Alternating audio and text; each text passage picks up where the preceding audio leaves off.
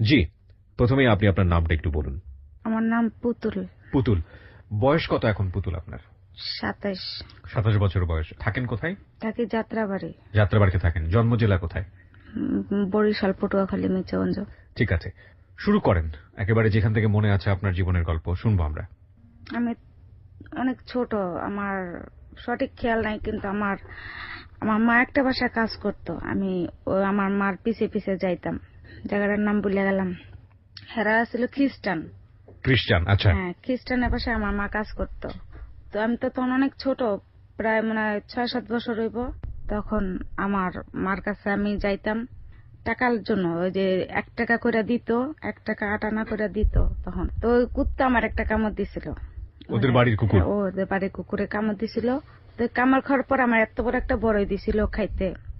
তো বড়ইটা খাইছে পর আর ব্যথা মাথা কিছু নাই, গেছে গা, ভালো হয়ে গেছে গা। মানে ওষুধ? ওষুধ। আচ্ছা। আমরা যখন নাকালপাড়া শাইনবাগ থাকতাম। আপনার মা ওই খ্রিস্টানের বাসায় কাজ করতেন, সেটা ঠিক আছে, কিন্তু আপনার বাবা কি করতেন? আমার বাবা রিক্সা চালাইতো। বাবা রিক্সা চালাতো। কয় ভাই বোন ছিলেন আপনারা? আমরা 4 ভাই বোন ছিলাম। 4 ভাই। আপনি কি বড় ছিলেন না ছোট?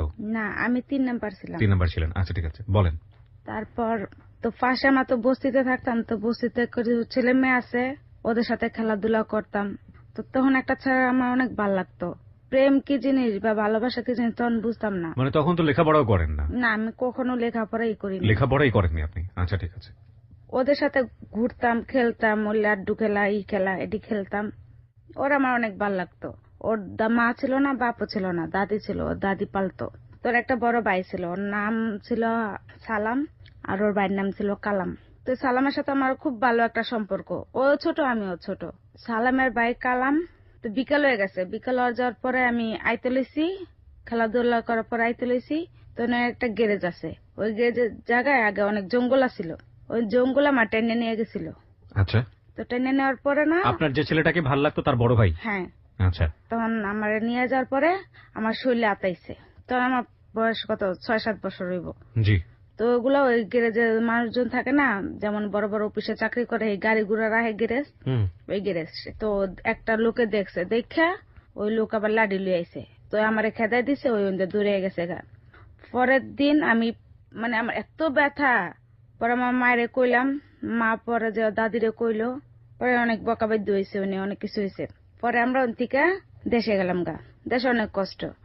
আমার আব্বার পা ভেঙে গেছিল, আমার আব্বা পঙ্গু ছিল, আমার আব্বা কোনো কাজ করতে পারতো না। পুতুল, আপনার যদি কাঁদতে ইচ্ছে করে আপনি কান্নাকাটি করবেন, আপনার যেভাবে বলতে ইচ্ছে করে আপনি বলবেন, কান্না গোপন করার কোনো দরকার নাই।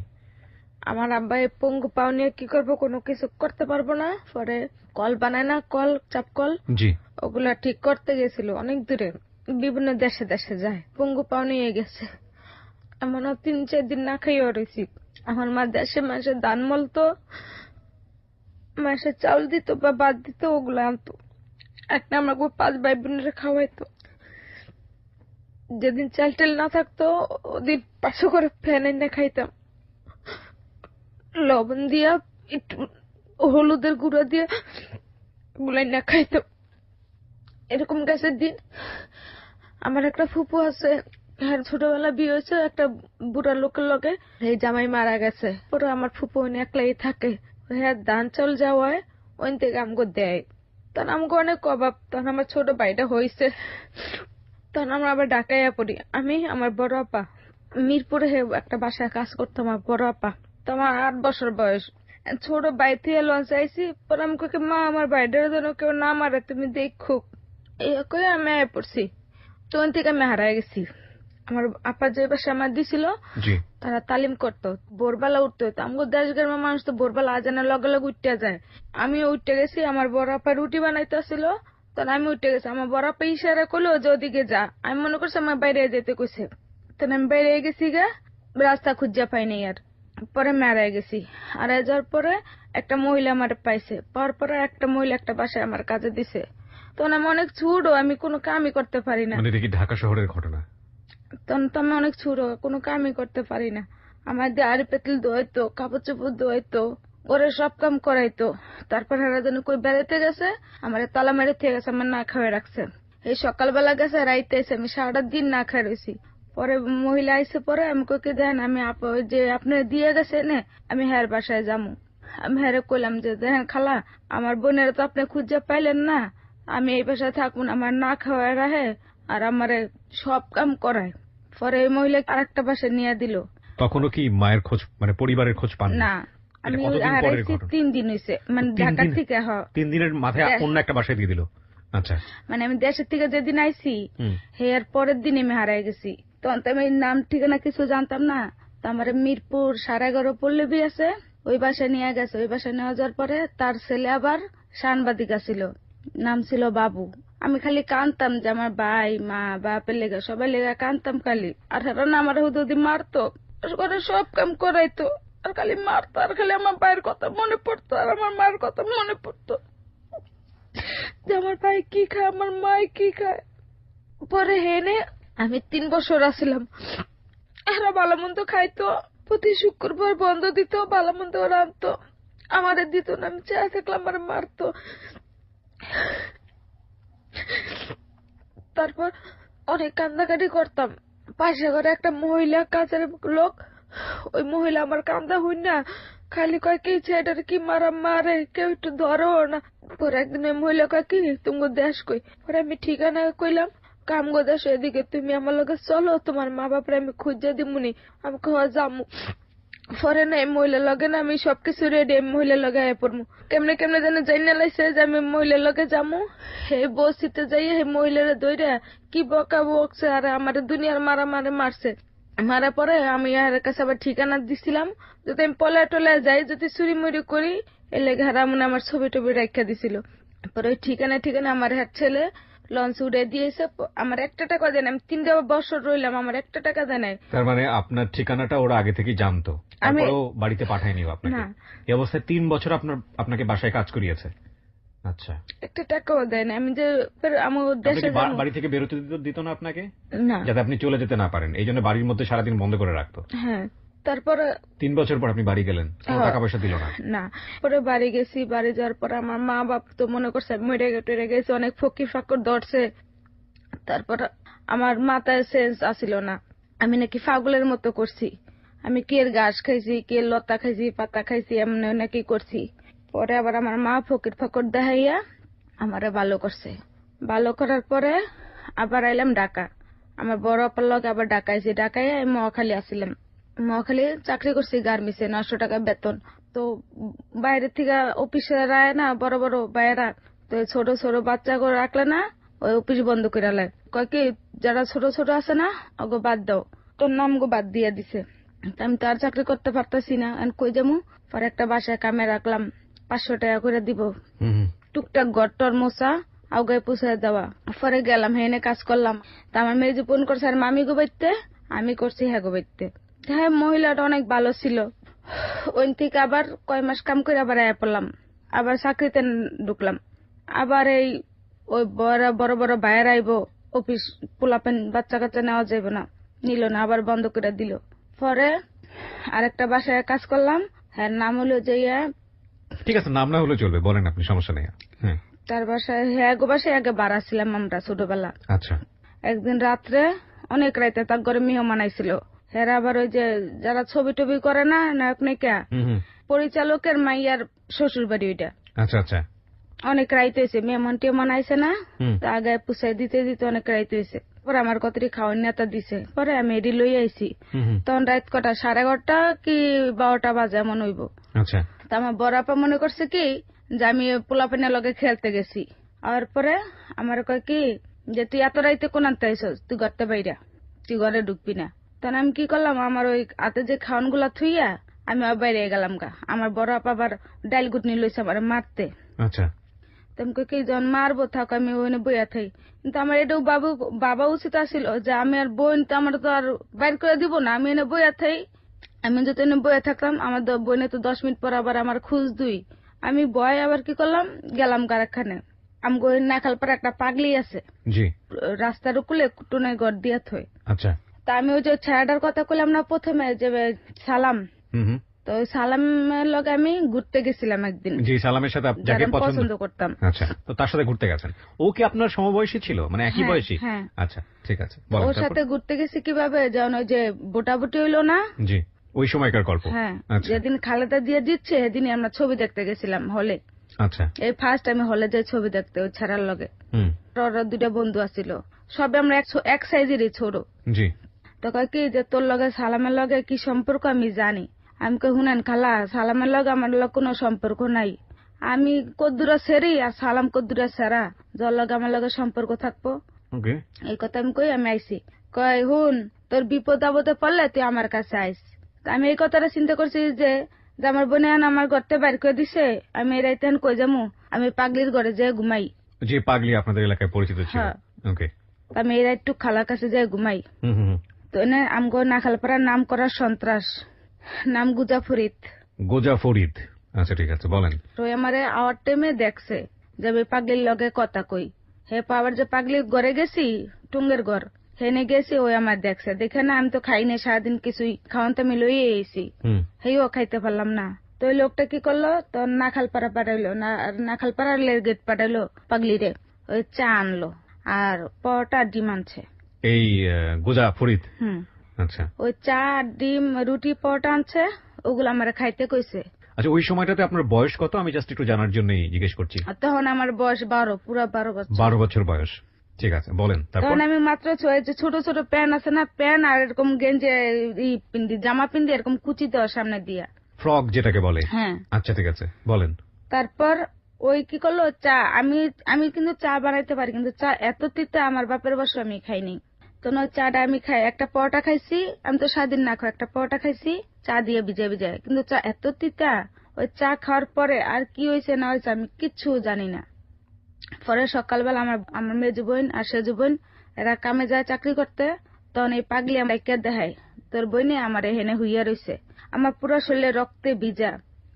প্রিয় শ্রোতা, আমরা যেই ঘটনাটি আপনাদেরকে এই মুহূর্তে শোনাচ্ছি সেটা কিছুটা হলেও আপনাদেরকে বুঝে নিতে হবে এবং মনে রাখতে হবে, কারণ গল্পটা এখান থেকেই টার্ন নিবে এবং যেটা ওর জীবনের আজকের দিন পর্যন্ত অন্যতম ভয়াবহ একটি সত্য, যে সত্যটা সমাজের সামনে আনলে এটা ওর ব্যক্তিগত জায়গা থেকে অনেক বড় রিস্কের জায়গা, এবং যে সত্যটা সামাজিকতার জায়গা থেকে ওকে অনেক বড় একটা সমস্যায় ফেলে দিতে পারে। তারপরও আজকে ও রেডিওতে এসছে লাখ লাখ মানুষকে নিজের গল্পটা বলার জন্য। কি কারণে এসেছে সেটা আমরা ওর কাছ থেকেই জিজ্ঞেস করবো একেবারে অনুষ্ঠান শেষে। আপনি আমাকে একটু বলেন, এই গোজা ফরিদ, আপনি যেটা বলছেন যে এলাকার সন্ত্রাস, সে রাতের বেলা আপনাকে এই জিনিসগুলো খাইয়েছে, সেও কি ওখানে ছিল নাকি ছিল না? আপনি কি অবস্থায় তাকে শেষ পর্যন্ত দেখেছেন? মানে সে আপনাকে যখন চা রুটি এগুলো খাওয়াচ্ছে, বা ওই পাগলির যিনি ছিলেন উনিও তো খেয়েছে? না, সে খায় নাই, সেও খায় নাই, এরা দুজন খায়নি, শুধু আপনাকে খাওয়াইছে। বলছে যে তোমার জন্য আনছি, তুমি খাও। খাওয়ার পরে কি আপনারা সেন্স ছিল না, না? আমি আর কিচ্ছু কইতে পারি না। পরের দিন সকালবেলা উঠে দেখেন আপনার সারা শরীরে রক্ত, পুরো শরীরে রক্ত, আর আমার শরীরে কোনো কাপড় চোপড়ই ছিল না। আচ্ছা, তারপর? এটা আমার বোনে দেখছে, তখনও আমি কোনো সেন্স নাই। তারপর আমার বোনে ওই থেকে আমার বোনের উন্না টুন্না পেঁচায় পর আমার বাসা নিয়ে গেছে। তো পাগলিরে জিজ্ঞেস করেনি কি হয়েছে? ওর তো একটা খারাপ, ওরে কি জিজ্ঞেস, ওরে তো জিজ্ঞালে আরো মানুষ চিল্লাচিল্লি, তারপরে জিজ্ঞাসে না। ও এই জন্য, মানে এটা যেহেতু আত্মসম্মানের বিষয়, সাধারণত বেশি এটা নিয়ে উচ্চবাচ্য কিছু করেনি। তারপর ওরে কইতেছে তোর বোন আইসে কিলে, তোর বোনের কে আমরা জোর করে আনছি, তোর বোন আইসে কা। তারপর পরে আমার বোনের বড় আপা তো কানতে কানতে যে আমি তোরে কইছি যাইতে, লেখি তোরা একখানে যাইতে কইছি, তুই যদি এনে বইয়া থাকতে আমি তোর একটু খুঁজে নিতাম না। হ্যাঁ, আমার দুলাবাইরে কইছে, মানে চাচা তো দুলাবাই, হ্যাঁ গো, সবাই খুঁজছে আমারে, কেউ পায় নাই আমার। আমি তো ওই ঘরেই, ওই পাগলিরও জিগাইছে যে আমার বোন আইসে এনে, এদিকে আমার বোনেরা দেখছেন, কয় না তোমার বোনের আমি দেখিনি, অথচ আমাকে সবারই কিন্তু চিনে পাগলিয়ে। আচ্ছা। পরে আমার পুরো শরীরে রক্ত মাহা, জামা কাপড় তো নাই শরীরে। তারপর আমার 2 দিন আমার কোনো সেন্স ছিলই না। 2 দিন পরে আমার যখন হালকা হালকা চোখ মেলতাছি, তখন আমার চাচা আমার কি মারছে, আমি ওই পাগলির দ্বারে গেলাম কা। চাচা মার দিল? আচ্ছা। আমার চাচা অনেক মারছে আমারে, আমার আপন চাচা না, চাচা তো চাচা, অনেক মারছে আমারে। পরে মারছে, পরে আমি কইতে পারি না যে আমার কেডা মারছে না কেডা কি করছে, কিচ্ছু কইতে পারি না। আচ্ছা। তারপর আমি ওই যে করলাম না, অফিসে ছোট করে চাকরি ছাইড়া দিলাম, তো ওখানে বেতন নিতে গেছি। তো বেতন নিতে গেছি, এখন আবার কয়েক বছর ধরে বাইরে আইবো না, এনে কাজ কর, আবার এই চাকরি করতে ঢুকছি। 3-4 মাস পর এইটা ঘটনা, জি, যে হঠাৎ করে না মাথা ঘুরে পড়ে গেছি আমি। 3-4 মাস পরে? আপনাকে একটা বিষয় একটু জিজ্ঞেস করি, এই যে ঘটনাটা ঘটলো তার আগে ছেলে এবং মেয়েদের মধ্যে একটা শারীরিক সম্পর্ক হয়, যেটা বৈবাহিক সম্পর্কের পরে হয়, সাধারণত এটাই নিয়ম। তো এই বিষয়গুলো সম্পর্কে কি আপনি কিছু জানতেন? না একটা ছেলে এবং একটা মেয়ের মধ্যে শারীরিক সম্পর্কটা কি বা কি, না কিছুই জানতেন না। বুঝুন ওর জন্য কত বড় বিপদ অপেক্ষা করছে। এই ঘটনাটা তো আপনার বড় বোন দেখলো, তো ও তো কিছুটা হলো জানতো। ও কি জানতো না বিষয়টা? চাচা যেহেতু গায়ে হাত তুলছে, পরিবারের লোকজন যেহেতু উচ্চবাচ্য করছে, তার মানে ওরা তো বুঝতে তো পেরেছে। ওরা কি আপনাকে না, কোনো তারা ধরনের... আমার জিজ্ঞাসা, কিন্তু আমি তো তখন কিছুই কইতে পারি না, যে আমার তো কোনো সেন্সই নেই। আমার 2 দিন পর আমার মাথা ঠিক হয়েছে। তারা কি জিজ্ঞেস করেছে যে ওই তারা ছেলে কোনো কিছু জিজ্ঞাসা যে করেছে তোর কিনা? তোর শরীরে কেউ হাত দিছে বা তোর তোর কেউ স্পষ্ট করছে? আমি তো কইতেই পাই না। আর পাগলিরে জিজ্ঞাসা, পাগলি না স্বীকার করছে, যেহেতু এনে নাম করা সন্ত্রাস, ওর কথা কয়তে তো এবং ওই বিষয়টা ফাইসা সবাই যাইতো। ওভারলুক করে গেছে। যাই হোক, বলেন তারপর। 3-4 মাস পরে মাথা ঘুরে তিন পড়ে চার গেছে, মাস পরে আমি এই অফিসে মাথা ঘুরে পড়ে গেছি। মানে যেখানে আপনি গার্মেন্টসে কাজ হ্যাঁ, করতেন? গার্মেন্টস চাকরি করি, এটা মোয়াখালী। আচ্ছা। আমার চাচতো বোনের আছে, আবার ওইনে ঝাড়ু দেয়, কাজ করে। হুম। তো ওরা কি করলাম, আমার মাথা মাথায় পানি টানি দেওয়া হয়েছে। তোর কি হয়েছে, তুই মাথা ঘুরে পড়ে গেছিস? আমি কই, বউ আমার কইতে পারি না আমার কি হয়েছে। আমি দেখে পুরা অন্ধকার হয়ে আমি ঠাস করে পড়ে গেছি। পরে কি হয়েছে কইতে পারি না। কয় তোর জন্ডিস মন্টিস হয়েছে নি? আমি ভাত পানি কিছুই খাইতে পারি না, আমার জন্ডিস মন্টিস কেমনে কম আমি। পরে গেল, পরে যখন আস্তে আস্তে না আমার পেট ফুলতে আছে, আমি কই কি আমার কিছু হয়েছে মনে হয়, আমার পেট ফুলে আর খালি বমি আয়, পেট ফুলে আর খালি বমি আয়। তো যাক, গার্মেন্টসে আইয়া পড়লাম। তো ওই সময়ও আপনি কাউকে কিছু জানাতেন না, কারণ আমি বুঝতেই পারিনি। বুঝতেনই না। হুম। আমি আবার এই যে বাসা কাজের কথা, যে বাসা, ওই বাসা আবার আইলাম। তার 2টাই মেয়ে, একটা জয়া একটা স্বর্ণা। অনেক আদর করতো, মানে হেরা যা যা খাইতো আমারও দিত, আমিও খাইতাম, বা ও কথা মতোই চলতাম আমি। অনেক আদর করতো। তো তার একটা ভাইয়া ছিল খারাপ। খারাপ কি, যে আমার একলা পাইলে না শরীরে আতাইতো খালি। হুম। হুম। হুম। একদিন হেরা বেড়াইতে গেছে, বেড়াইতে যাওয়ার পরে আমি ঘরের সব কাম করে আমি শুয়ে রয়েছি, তো বাড়ি দিয়ে তো তালা মেরে গেছে। সে আইসে আমার শরীর লাতাইতেছে। এখন যে আমি চিল্লানো দিতে পারতাছি না, কিছু কইতেও পারতেছি না, যে তো হ্যাগো বাড়ি আর আশেপাশে কেউই নেই, কারে কি কমু। তারপর এরকম এরকম করতে করতে না একদিন না হে আমারে খারাপ ই করে লাইছে আমার শরীরে। বুঝতে পেরেছি আমরা। হ্যাঁ, তারপরে? তারপরে এ করছে পরে না, পরে এটা তো শরমেরও প্রশ্ন, এটা তো কিছু কওয়া যায় না। আমি আর পা ধরে কাঁদছি যে আপনি আমার মামা লাগেন, আমি আপনার বোনের খালা ডাকি, তা আপনি তো আমার মামা। মামা এমন করে কেউ কোন? আমি আপনার পাও ধরি, আপনি এমন করেন না। কয় টাকা দিমু তোরে আমি। আমি কই, আমার টাকা লাগবে না, আপনি আমার লগে এমন করেন না। তখনও কিন্তু আমি জানি না যে আমার এই হইছে। তো ওই লোকটা আমার লগে জোর জবরদস্তি থাকলো। থাকার পরে এরকম 2 দিন 3 দিন থাকছে এরকম। থাকার পরে এখন না আবার হ্যাগো বাসা বয়ে না এরকম মাথা ঘুরে পড়ে গেছি গা। মাথা ঘুরে পড়ে গেছি আর হুমানে বমি করতাছি। তো এগুলো ওই খালায় দেখা, খালায় কয় কি আমার লগে আয় তো। আমি কই, কই যাবো? কই তুই আমার লগে আয়। এ কইছে পরে না আমার না মেডিকেল লয়ে গেছে। মেডিকেল নিচ্ছে, পরে কয় কি যে তো বাচ্চা পেটে। পুতুল, আমরা যেখানটায় ছিলাম, ডাক্তার দেখে বলল যে আপনি প্রেগন্যান্ট। তারপর কি হলো? তখন তো আমার মাথা লাগা যেন আকাশটা ভেঙ্গা পড়ছে। আমি একটা বাচ্চা, আমার পেটে আবার বাচ্চা। পরে আমার ওই খালাম্মা জিজ্ঞাসে যে তোর কি বিয়ে হয়েছে? তখন আমি কতক্ষণ বইয়া রইছি, আমি এটি কি কয়। পরে আমি কই কি খালা, আমার বিয়ে হয়েছে। কত স্বামী কি করে? পরে আমি কি কম, আমার স্বামী রিক্সা চালায়। পরে এরা করলো কি যে দেখ, এই সময় কাম করা উচিত না, তুই আর আইস না। একথা করার পরে আমি যা পাইতাম টাকা ওগুলা দিয়ে দিল। হুম। হুম। হুম। দিয়ে দেওয়ার পরে আইসি মার কাছে, নাখাল পাড়াইছি। ওই পাগলির লগে দেখা হয়েছে আমার লগে। তখন পাগলিরে কইলাম যে খালা, মা আর খালা এক। মা মরে গেলে খালা দিয়ে মায়ের কষ্ট ভুলা যায়। দেন আমি আপনার খালা ডাকছি, একটা রাত বিপদে পড়ছি, আমি আপনার ঘরে গেছি, আর আপনি আমার এত বড় ক্ষতিটা করে লাইলেন। এটা ঠিক করছেন আপনি? কন্ত খালা। কয় কি হয়েছে? আমি কেন, আমারে ডাক্তারে কয় যে আমার বাচ্চা পেটে। এই কথা আমি ওরে কইছি। আমার বাপ মারে তো আমি এটা কইতেও পারবো না বলেও হুম। হুম। হুম। আমি ওরে কইছি। ওই যে আমার বোনের কাছে যে কইছে, আমার বোনের কাছে যে কইছে, আমার বোনে আর আমার মা ছুটতে আইছে। কয় কিরে এই বলে তোর হইছে? আমি কই না, কেডা কইছে? না আমার কিচ্ছু হয় নাই। কয় পাগলি যে কইছে। এটা তো একটা শরম, শরম না যে আমি একটা বাচ্চা, আমার আবার বাচ্চা, বিয়া শাদী কিচ্ছু না। এটা তো আমার মা বাপেরও তো একটা লজ্জার বিষয়। তারপর ওই পাগলি কয় যে আমি মিশা তো কই, তোর মাইয়ারে জিগে এলা আমার সামনে জিগা তোর মাইয়ারে। হুম। হুম। হুম। পরে তো আমি মার পা ধরে কান্দা দিছি যে মা আমি তো কিছুই জানি না মা, যা হয়েছে আমার অজান্ত হয়েছে, আমি কিছু জানি ক মা। পরে আমার মা বাবা তো একটা মান সম্মান নিয়ে থাকে ই করে, এখন সবাই জানাজানি হয়ে গেছে। কারণ আমার বাপও মুখ দিতে পারে না, আমার মা বাপও মুখ দিতে পারে না, আমার বোনেরও এখন গর্তেও বেরোতে পারে না আমার লেগিয়া। পরে আমার কি করলো, আমার বোনে আমার গর্তে আমার বোনে বাইর করে দিল ওকে, যে তোর লেগে আমাকে মান সম্মান যাবো গা, তুই জায়গা আনতে। তো আমি কই যাবো, আমার তো যাওয়ার জায়গা নেই, আর তোরাই তো আমার সব, আমি আর কই যাবো কই জানি না। যে এনে মনছে ও আমার আবার ডাক্তারখানা লয়ে গেছিল, কয় এটা হালান না সম্ভব না, ডাক্তার বলেছে এটা ফালানো সম্ভব না।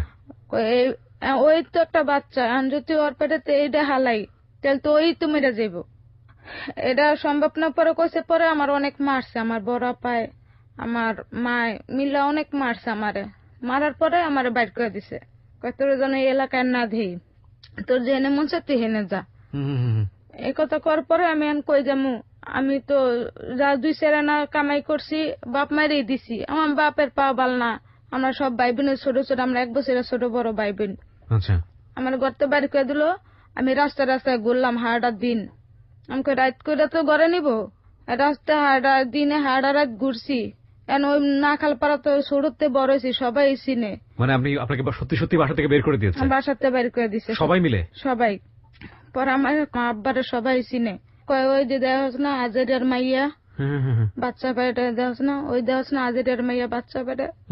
নিজের কাছে শরম করছে যে আমার বাবার মা সম্বন্ধে আমি খেয়ালাইছি। পরে আমার আর জায়গা দিল না, জায়গা না দেওয়ার পরে কই ঘুমা মুড়াইতে নাগালপাড়া শাইনবাগ ওই বিল্ডিং আছে কোয়ার্টার, ওই কোয়ার্টারের সিঁড়ির নিচে ঘুমাই থাকছি। কি শীত, একটা উন্নয়ন নাই, কেউ আয় নাই দেখতো যে আমার মা বাপ একটু খোঁজ করুক, আমার মা তো কেউ তখন আমার খোঁজ করে নাই। দিনের পর দিন মাসের পর মাস গেছে, এরকম খালি ঘুরছি। যখন 7 মাস তখন আমার বাড়ি করে দিছে, 2টা মাস আমি রাস্তায় রাস্তায় ঘুরছি।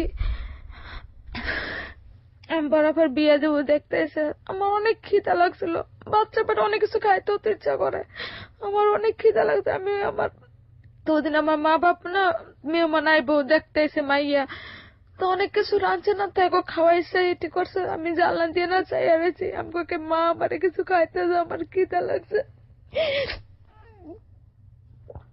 আমার মা কতদিন আমার আইডা পানি আমার মুখে মারছে। আরে তারপর আমার একটা চাস্তো বইনা ছিল, সিঁড়িতে হইয়া রয়েছি, আমরা দিনে আমার মায়ের যে বইনা আমরা খাইতেছিল, বাচ্চা পেটে থাকলে তো সবাই তো একটু টক খাইতে ইচ্ছা করে, টাইম করে কি বউ আমার একটু আমরা দে, আমার মুখে কত স্যাপ পারছে। তারপর আমার বড় বোনে বাজারে যায়, তো মাসে কয়েকদিনে তোর বোনে এরকম এরকম ওই রাস্তায় ঘুমায় রয়েছে, বাচ্চা পেটে কি হয়েছে, আর বিয়ে হয়েছে নি, তা যাউরা তো এইটা তো ওইটা দুনিয়ার কথা কয় আমার বোনেরা। একদিন আমি না আইসি বোনে গো সামনেই আসলাম, দেই আমার নেয়নি দেখা বা আমার কাছে খাওয়ায়নি। পরে একদিন আসি পরে না আমার মারছে, এই যে পুরো 8 মাস আমার বাচ্চাটা, পরে আমার মারছে, মাইরে আমার পেটটা পাশে পাক্কা 20 মিনিটের মতো খাড়া রয়েছে আমার পেটের উপরে, যে তোরও মারমু তোর বাচ্চাটারও মারমু।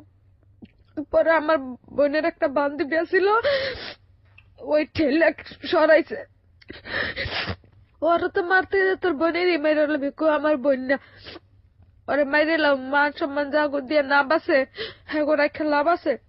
পরে আমার বাপে কি করলো, হে ওর মান সম্মান নিয়ে টানাটানি না, হেও কি করবো, হেরত 5টা মেয়ে বিয়ে দিতে হইব, একটা মেয়ে লেগে হের মান সম্মান জায়গা। আমার বাপে আগে কষে আসিল, তুই কি করছো, চাপাটি লইয়া আমারে খুঁজে মারার লেগে, একবারে মেরে লাইব আমারে। আমার একটা চাস্তো বোন আছে, মারা গেছে। আমি কই কি আখা আমার একটু গরু মাংস দিয়ে ভাত খাবি, পরে কয় কি তুই এনে থাক, আমি তোর গরু মাংস আইন দেয়া ভাত লইয়া মনে।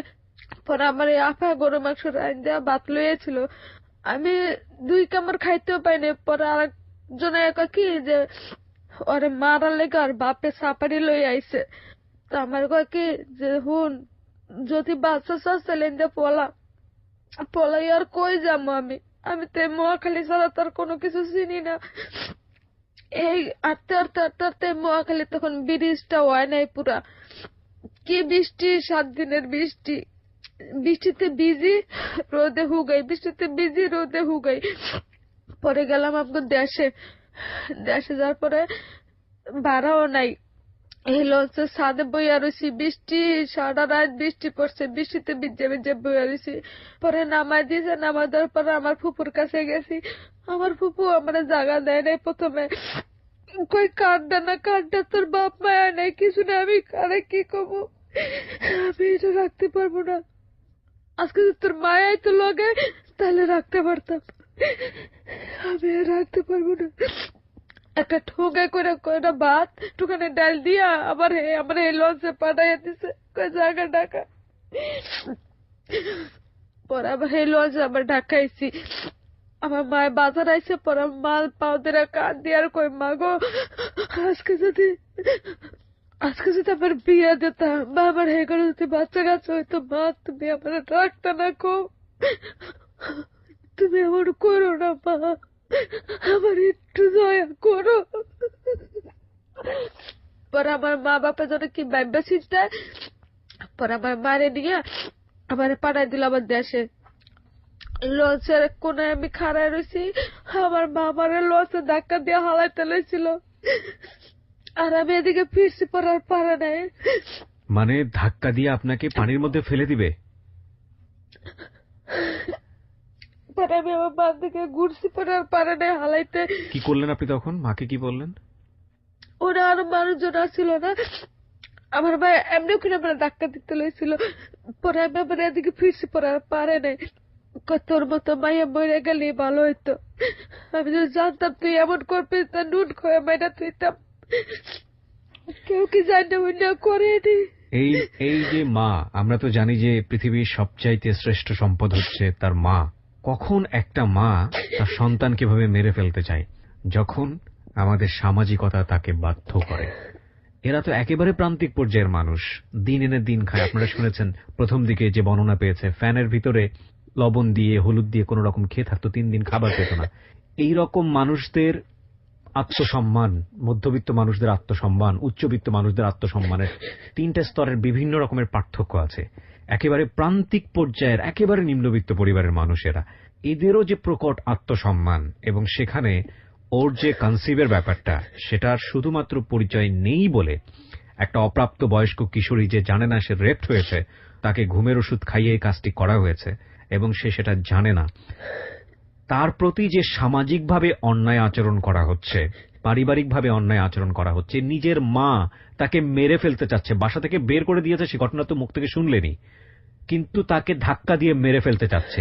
এই ধাক্কাটা একজন মায়ের ধাক্কা না, এই ধাক্কাটা একটা সমাজের ধাক্কা। সমাজ আমাদেরকে এইরকম একটা পরিস্থিতির মুখোমুখি দাঁড় করিয়েছে।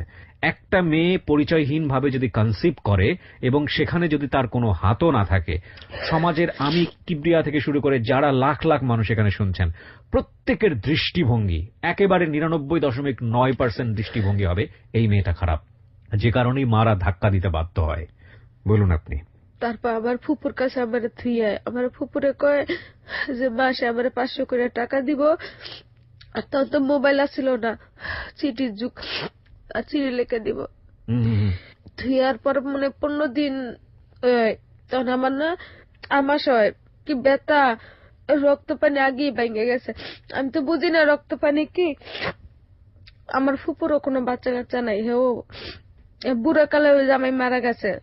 আমার পাশে ঘরে ভাবি আছে, হ্যাঁ জালের পোলার বউ, হেরা কইতাছে যে চাচি আম্মা আপনার বাইজির তো রক্ত পানি ভাঙতেছে, এখন কি করবেন?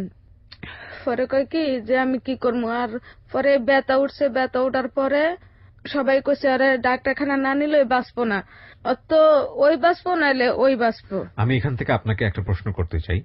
এই যে ঘটনাটা ঘটে গেল, ততদিনে তো আপনি বুঝতে পারছেন যে এই কাজটা কে করছে, তো আপনারা তাকে ধরার চেষ্টা করেননি, তাকে ফেস করার চেষ্টা করেননি, পুলিশের কাছে যাওয়ার চেষ্টা করেননি? হ্যালো, আমরা পারবো না। একবারের জন্য কি ফেস টু ফেস হননি?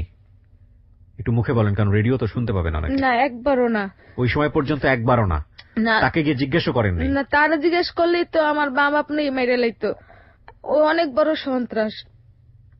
ওর নাম করা, ওই নাখালপাড়ার নাম করা সন্ত্রাস। ওকে, বলেন তারপর। তারপর আমার ডাক্তারখানায়? হ্যাঁ। না, ডাক্তারখানা পরে নেন। আমার ফুপু কইছে যে তুই মইরা যায় তা আমার রাতেই মরুক, আমি ডাক্তারখানা নিব না। গ্রাম সাইড না, গ্রাম না, ডাক্তারখানা অনেক দূরে। আচ্ছা। আর ও রাতকালে পরে কয় তুই মইরা যায় তো এনি মইরা যাও, ডাক্তারখানা নিব না। আর 3-4 জন, 2-3টেই ডায়াবেটিক। আরো মানুষজন আসলে অনেক, আমার হাত পাও ধরে রাখছে। আমি তো চিল্লাফালা করতেছি, আমার হাত পাও ধরে রাখছে। কমলে 10 জন আছে আমার ঘরে, আমার ধরে রাখছে। পরে কি করছে, তখন বাচ্চা বাইরে না কিছু না, তখন ওই বিলেট দিয়ে না জায়গা কাটছে। জায়গা কাটছে পরে তারপরও বাইরে না, এই তেল মেল দিয়ে অনেক অনেক কিছু করছে, বাচ্চা বাইরে না। এই যে শরীরের অঙ্গ প্রত্যঙ্গ কাটাকাটি করতেছে, হ্যাঁ, ওইখানে তো অ্যানেস্থেসিয়ার প্রশ্নই ওঠে না। আমি এই জায়গাটা আমি কেন টাচ দিচ্ছি, কারণ এই গল্পগুলো শুনে অনেকেই ফিল করবেন। একটা জীবন্ত মানুষ যার সেন্স আছে, যারা ডাক্তারের কাছে বিভিন্ন অপারেশনে গেছেন, তারা নিশ্চয়ই জানবেন যে অপারেশনের আগে অ্যানেস্থেসিয়া দেওয়া হয়, জায়গাটাকে অবশ করে নেওয়া হয়। অ্যানেস্থেসিয়ার তো প্রশ্নই ওঠে না। গ্রাম্য একজন দায়ী তাকে কাজটা করছে, তাহলে বোঝেন ওর পেটের ব্যথা, ওর শরীরটা কাটতেছে সেটার ব্যথা, এবং যে পৃথিবীতে আসতে চাচ্ছে একটা অনিশ্চিত ব্যথা। মাত্র 13 বছরের একজন কিশোরী, মানে ওর মানসিক অবস্থা, শারীরিক অবস্থা কি হতে পারে ওই মুহূর্তে। জাস্ট একটু চিন্তা করেন, যারা ছেলেরা শুনতেছেন, মেয়েরা শুনতেছেন, আমাদের দেশের নারীরা কি পরিমাণ সামাজিকভাবে অবহেলিত। বলেন তারপরে। তারপর শুক্রবার দিন আমার পোলা হইছে হলো শেষ সকালবেলা। পর্যন্ত? হ্যাঁ, অনেক কষ্ট হয়েছে, মানে 3 দিন ব্যথা আমার, মানে। তারপর তো ওই জায়গা কাটটা পরে অনেকখানি কাটছে, পরে মাথা বাড়ি করছে। তারপর বাচ্চা মরা, মরা বাচ্চা, মানে ওর কোনো নেই, মানে কোনো নড়াচড়া নাই? না, কোনো লড়াচড়া না। সবাই মনে করছে কি মা মরে গেছে। আচ্ছা আচ্ছা। তো যে রাস্তায় রাস্তায় ঘুরছি না, মানুষের সিঁড়িতে সিঁড়িতে ঘুমাইছি, কেউ লাত্তি দিছে, কেউ উষ্টা দিছে, কেউ কত খারাপ খারাপ কথা কইছে। মানে সবাই এটা জানতো মোটামুটি যে এই যে কনসিভের ব্যাপারটা, এটা ভালোভাবে না, হয় নাই? যেমন আমি একটা বড় লোক সিঁড়ির নিচে থাকলে তো একজন একটা লাত্তি দিবই, যাই তুই এনে ঘুমাইছিস কি লিগে, উঠ, এমনি করে তো লাত্তি মারে। আমি যে কমলে একটা মাস আমি খালি মানুষের সিঁড়ির তলে তলে ঘুমাইছি, সিঁড়ির নিচে, যে দেখছে এই এনে হুসুস কি লিগে, উঠ, এমনি করে একটা লাত্তি মারছে। যখন খিদা লাগছে ওই মাছ খাইয়ে খাইয়ে হালাই দিছে, ওই টুকায় টুকায় খাইছি। বাচ্চাটা কি মরাই হলো? না, বাচ্চা মরে নাই। আমার কাছে কয় কি মনে মরে গেছে বাচ্চা। আমি ওদিক দিয়ে যাই যে অবস্থা, আমারও কোনো হুঁশ জ্ঞান নাই, কিছু না, আমি তো ছোট। পরে আমি তো যাই যে অবস্থা, আমারে কি করলো, তাবিজ তোমার দিয়ে বানলো। তারপর না এই বাচ্চা না থাবড়ায় থাবড়ায় না, কোনো হুঁশ জ্ঞান নাই। আমার আমার চুল আসছিল, কয়েক চুলটি পানিতে ভিজা। পরে আমার চুলটি পানিতে ভিজাইছে, পরে চুল্লি দিয়ে বাড়ি মারছে, আর এরপর নিঃশ্বাস ছাড়ছে। নিঃশ্বাস ছাড়ছে পানো কি না বাচ্চাই আছে। এই কথা করার পরে 3-4 দিন পরে আমার মা বাপের কাছে খবর দিল যে এরকম এরকম নাতি হয়েছে। তো আমার মা কইল কি যে এরকম নাতি আমার লাগবে না, ওরা যদি কোনখানে পালক দিতে পারে বা বেচ চালাইতে পারে হেলে দিয়া যেন আহে, নাইলে না। কোন মায় পারবে হ্যাঁ সন্তানের বেচ চালাইতে?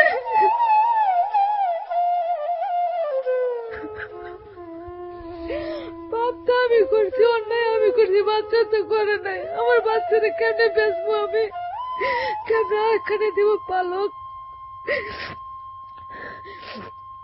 পরে আমার 1.5 মাস 2 মাস হয়ে গেছে, আমার বাচ্চার বয়স কেউ খবরও নেয় না, খোঁজও নেয় না। পরে একদিন একটা চিঠি লেখছে, চিঠি লেখা কয় বাচ্চা যদি পারে পালক দিয়েতে, নাহলে বেচ চালাইতে, কেউ যদি নেয় এ দিয়ে যদি আইতে পারে ঢাকার শহরে, ওই মাটি দিয়া হেলে আইব, নাইলে আমার দ্বারা হওয়ার দরকার নেই। তা আমার ফুফু কইলো কি যে মারে ওগুলো খাইছস, ওগুলো খাইছস, ওখান যদি তুই বাচ্চা রাখতে চাস তাহলে তুই ভিক্ষা করে ভাত খা, আর যদি না রাখতে চাস তাহলে বাচ্চা কাউরে দিয়ে দে। আমি চিন্তা করলাম যে অন্যায় আমি করলাম, দোষ আমি করলাম, পাপ আমি করলাম। ও তো আবার শিশু, ওই তো কিছু করে না, আমি ওরে কেমনে বেচবো আর কেমনে পালক দিব, আমি দিতে পারবো না। হুবু তুমি যা কব আমি হেই হেই করবো, আমার বাচ্চা আমি কাউরে দিব না। আমার হুবু কই কি একটা ব্যাগ ধরা দিছে, কয় যে আজকে তুই ভিক্ষা করে ভাত খাবি যদি পোলা রাখতে চাস। আমি কই আমি ভিক্ষা করে ভাত খাবো, আমি আমার পোলা কাউরে দিব না। তখন কি করলাম, আমার ফুপুও তো মানুষের ঘরে খায়, আমার ফুপুর যখন বিয়ে হয়েছে তখন আমার ফুপু ছুটো, মানে 6-7 বছর হয়ে গেলে বয়স। আর বুড়া বেড়ার লগে বিয়ে হয়েছে, তো এই বুড়া বেড়া তো মারা গেছে, তো এই ঘরে নাতির ঘরে পুতি আছে, পুতির ঘরে সাথী আছে। হ্যাঁ আমার ফুপুরে জ্বালায়। তো হ্যাঁ কয়, আমার ফুপু তো আমার দেয় চাউল ডাল সবই দেয়। ওই যে ভিক্ষা করা আর কি যে আমি তো তোরে দিমুই, যেন মানুষের 10 জনকে দেখে যেন তুই ভিক্ষা করেই খাস। তো আমার ফুপুর করে আমার রাখতে পারে না, পরে পাশে করে আমার নামই নাম হ্যার করে রাখছে। আমি ওরে যখন যা লাগবো আমি দিমু। আপনাকে রেখেছে না আপনার বাচ্চাটাকে রেখেছে? আমারই রাখছে। আপনারই রাখছে? ওই হ্যার নামও ছিল আর কি ওইটা। তো কয় কি, মামুদা তুমি তো আর রাহো কয়েকটা মাস, তোমার এনে রাহো, আমি আইয়া দেখে তো যাবো। ওই সময়টা থেকে আপনি ভিক্ষা করতেন? হ্যাঁ ভিক্ষা করতেন? হ্যাঁ, শুরু করলাম ভিক্ষা করা। তো প্রথম দিন ভিক্ষা করছি, তো সবাই না কোন নজরে চায় যে এই ডুক সেরি ভিক্ষা করতে হয়, আর তো আছে না কাম করে খাইতে পারস না, এই আবি, এই এটা করবি ওইটা করবি, নানান মানুষের নানান কথা কয় গ্রামের মানুষ। পরে আইলাম ভিক্ষা টুকা করে আই, খাই, দিন যায় ভালোই যায়। 8 বার দিন আড়ে যাই, কার পেস্ট টুকায় দি, কার নুন উড়ে দি, কটা মাছ চাই যে আমার কটা মাছ দেন, আমার কটা তরকারি দেন, এমনি করে চাইয়া চাইয়া আনি। এরকম করে দিন যায়। তেল রে নুন রে কিছুই তো কিনা লাগে না, ভিক্ষা করলে তো কত কিছুই পাওয়া যায়। তো মানুষে খালি টিটকারি মারতো। বাচ্চা হয়েছে তখন চেহারা পোলা পেনের চেহারা আবার অন্যরকম হয়ে গেছে না চেহারা। তো একদিন আমি আমার পোলা ঘুমিয়ে রয়েছি, রাত্রে চোর আইছে না কি আছে কইতে পারি না, আমার পা ওদের মানে টানাটানি লাগা দিছে। পরে না আমি চেক করে দিয়েছি, আমি কি মামুদ আপনার দেখেন না আমার যখন পাউডার ধরে কেরা টান দেয়। পরে হেরা মনে করে কি যে চোর আইছে মনে হয়। আসলে তো মনে হয় চোর না, ওই যে আমি আড়ে আড়ে যাই, মাসের চোখ খারাপ। পরে একদিন ভাই আমি ভিক্ষা করতে গেছি, ভিক্ষা মুখা করে আইছি একালে 11টা বাজে। ভোরবেলা ভিক্ষা করতে যাই, 11টা বাজে যাইতে এরপর আবার আড়ে গেছি। আড়েতে তো তরকারি আনছি না, পেটের খিদে পেটেই রয়েছে, পোলাও কান্দে, লাড়কিও জ্বলে না, নিজেরও খিদে লাগছে, পোলারও খিদে লাগছে। এত আমি জানি যে আমার পোলাটারও খিদে আছে, আমারও তো খিদে লাগছে। এই জিদ আমি পোলাটার এই জীবনে ফার্স্ট একটা থাপ্পড় মারছি, তখন আমার পোলার আবার 1 বছর। এই থাপ্পড় মারার পরে আমি রাঁধছি, ওরে খাওয়াইছি, খাওয়াইটা আমি খাইছি। পরে আমার ফুপুরে যার ঘরে থাই এই যে কাকি জোয়ার মা তোমার মাইয়ে তোমার নাতিরে মাইরে কিছু থই নাই, যাই দেহ। আমার ফুপু দৌড়ে দৌড়ে আইসে একটা টুনির বাঁশ লইয়া আইসে পা না, এমনি আমার পোলা সুন্দর তো, লাল 5টা আঙ্গুল বইয়া পড়ছে। আমার ফুপু দেখে নি আমারে মারছে। তখন ভাই ওইটার মায়া আবার ছোড়ো কিছু তো বুঝি না। তখন বয়স কত, বাচ্চা হয়েছে আমার 13 বছরের বাচ্চা হয়েছে। তখন কি করলাম, এই জিদ আবার আয়া পড়লাম। আমি তুই নাতির লেগে তুই আমার মারছস, তোর নাতির লেগে তুই থাক আমি যাই। আমার পিঠে এখন একটু নির্বাহীর ডাকটা আছে। লঞ্চ কি কান্দা, আমি বাচ্চারা দুধ খাইতে পাই না কিছু না, আমার দুধ ফুললে ভাই আমার জ্বরে পড়ছে। আর খালি কান্তাছি, ওই যে ওই পলিথিনে করে ভাত তরকারি আনছিলাম, জিদ দেয়া পড়ছি যে আমি এত কষ্ট করবো, হ্যাঁ কিছু কইলে তুমি এমন করবা আমার মারবা, যা তোর নাতি নিয়ে তুই থাক আমি যাই। আমরা এখানে একটা বিরতি নেব প্রিয় শ্রোতা। আপনারা শুনছেন ক্লোজ আপ প্রেজেন্স হলো 8920 এবিসি রেডিও এফএম 89.2 তে জীবনের গল্প বলার প্ল্যাটফর্ম। এখানে পুতুল এসছে তার জীবনের গল্প বলার জন্য। অসম্ভব দারিদ্র অবস্থাকে, প্রতিকূল অবস্থাকে, মানে কি বলবো এটাকে, আমি শব্দ খুঁজে পাচ্ছি না। এই অবস্থাগুলোর সাথে যুদ্ধ করে টিকে থাকা একজন মানুষ, 27 বছরের একজন সংগ্রামী নারী, সমাজের একেবারে সামাজিকভাবে চরম পর্যায়ের ভিকটিম একজন নারী। নারী বলবো না, একজন শিশু, কিশোরী, যখন তার 13 বছর বয়স সেই সময়কার গল্প, এবং তার ছেলের বয়স তখন 1 বছর। এবং যেই কাজটা করেছে সেই সময় সে ঢাকা শহরের একজন শীর্ষ সন্ত্রাসী ওই এলাকার।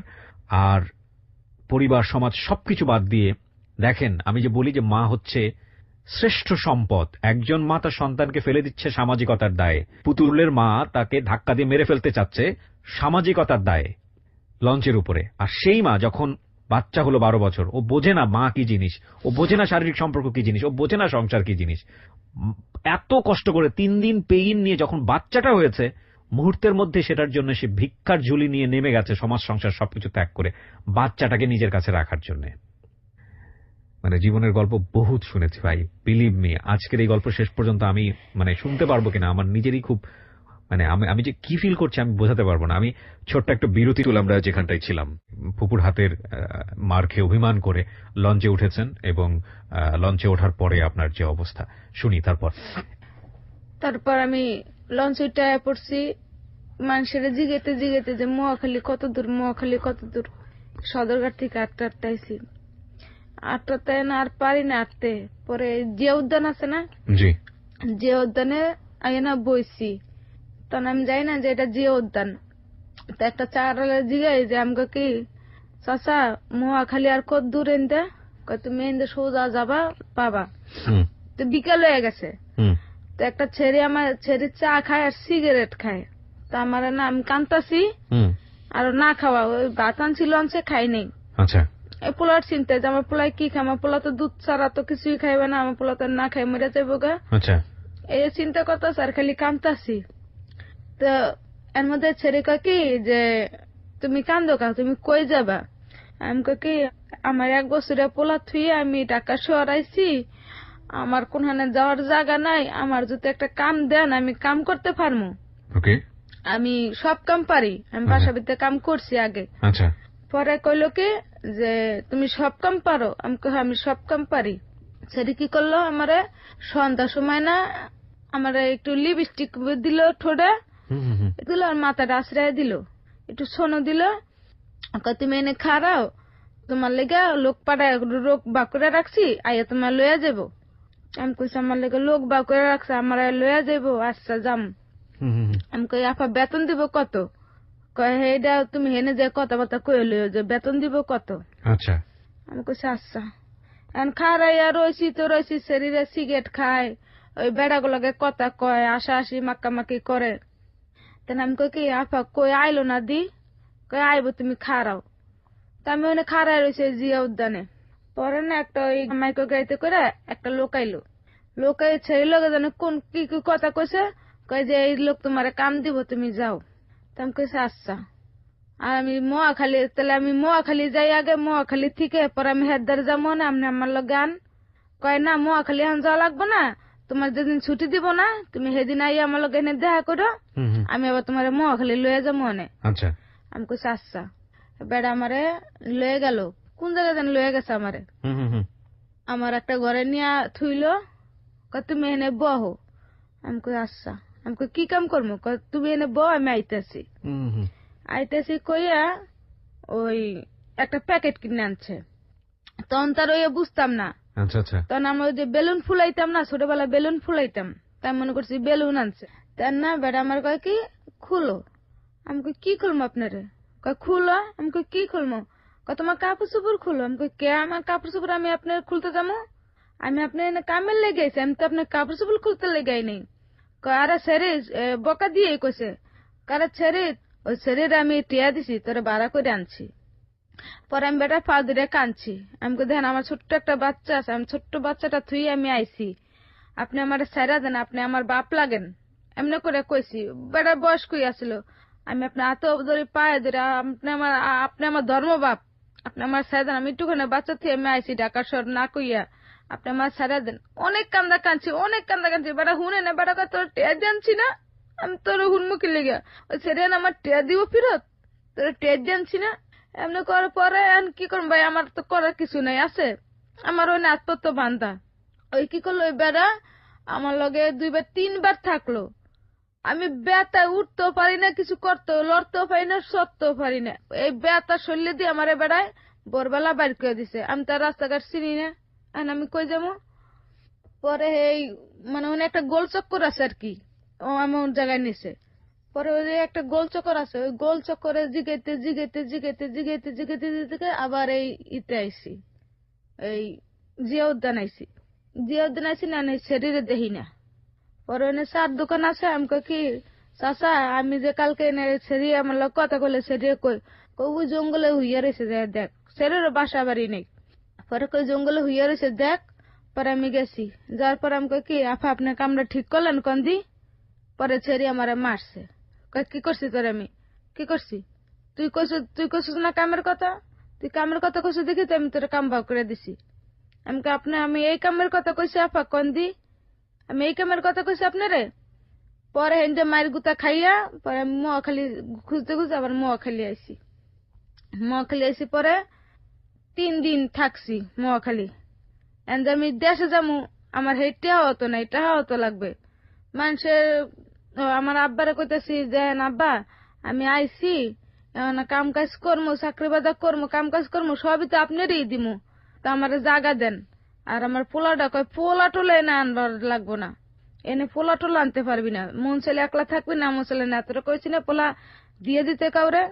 আমি কই আব্বা যদি আপনার একটা মাইয়া যদি কইতেন যে ওর একটা বেচেলা বা একটা দিয়ালা দিতে পারতেন আপনি, হইয়া কন দি। পর আমার বাপার কিছু কয় নাই। আমার বোনিটা কি এই আর এই অনেক পার্থক্য আছে, তোরা উড়ে যে ওরা কেডা পালবে, সমাজে মুখ দেখাইতে পারবো না কিছু না, হইলে লাভ আছে থেকে। পরে কি করলাম, কয় আর যদি গুজে হনে ফরিদে যদি হনে তাহলে তো অনেক কিছু হয়ে যাবে, তুই এনে যা।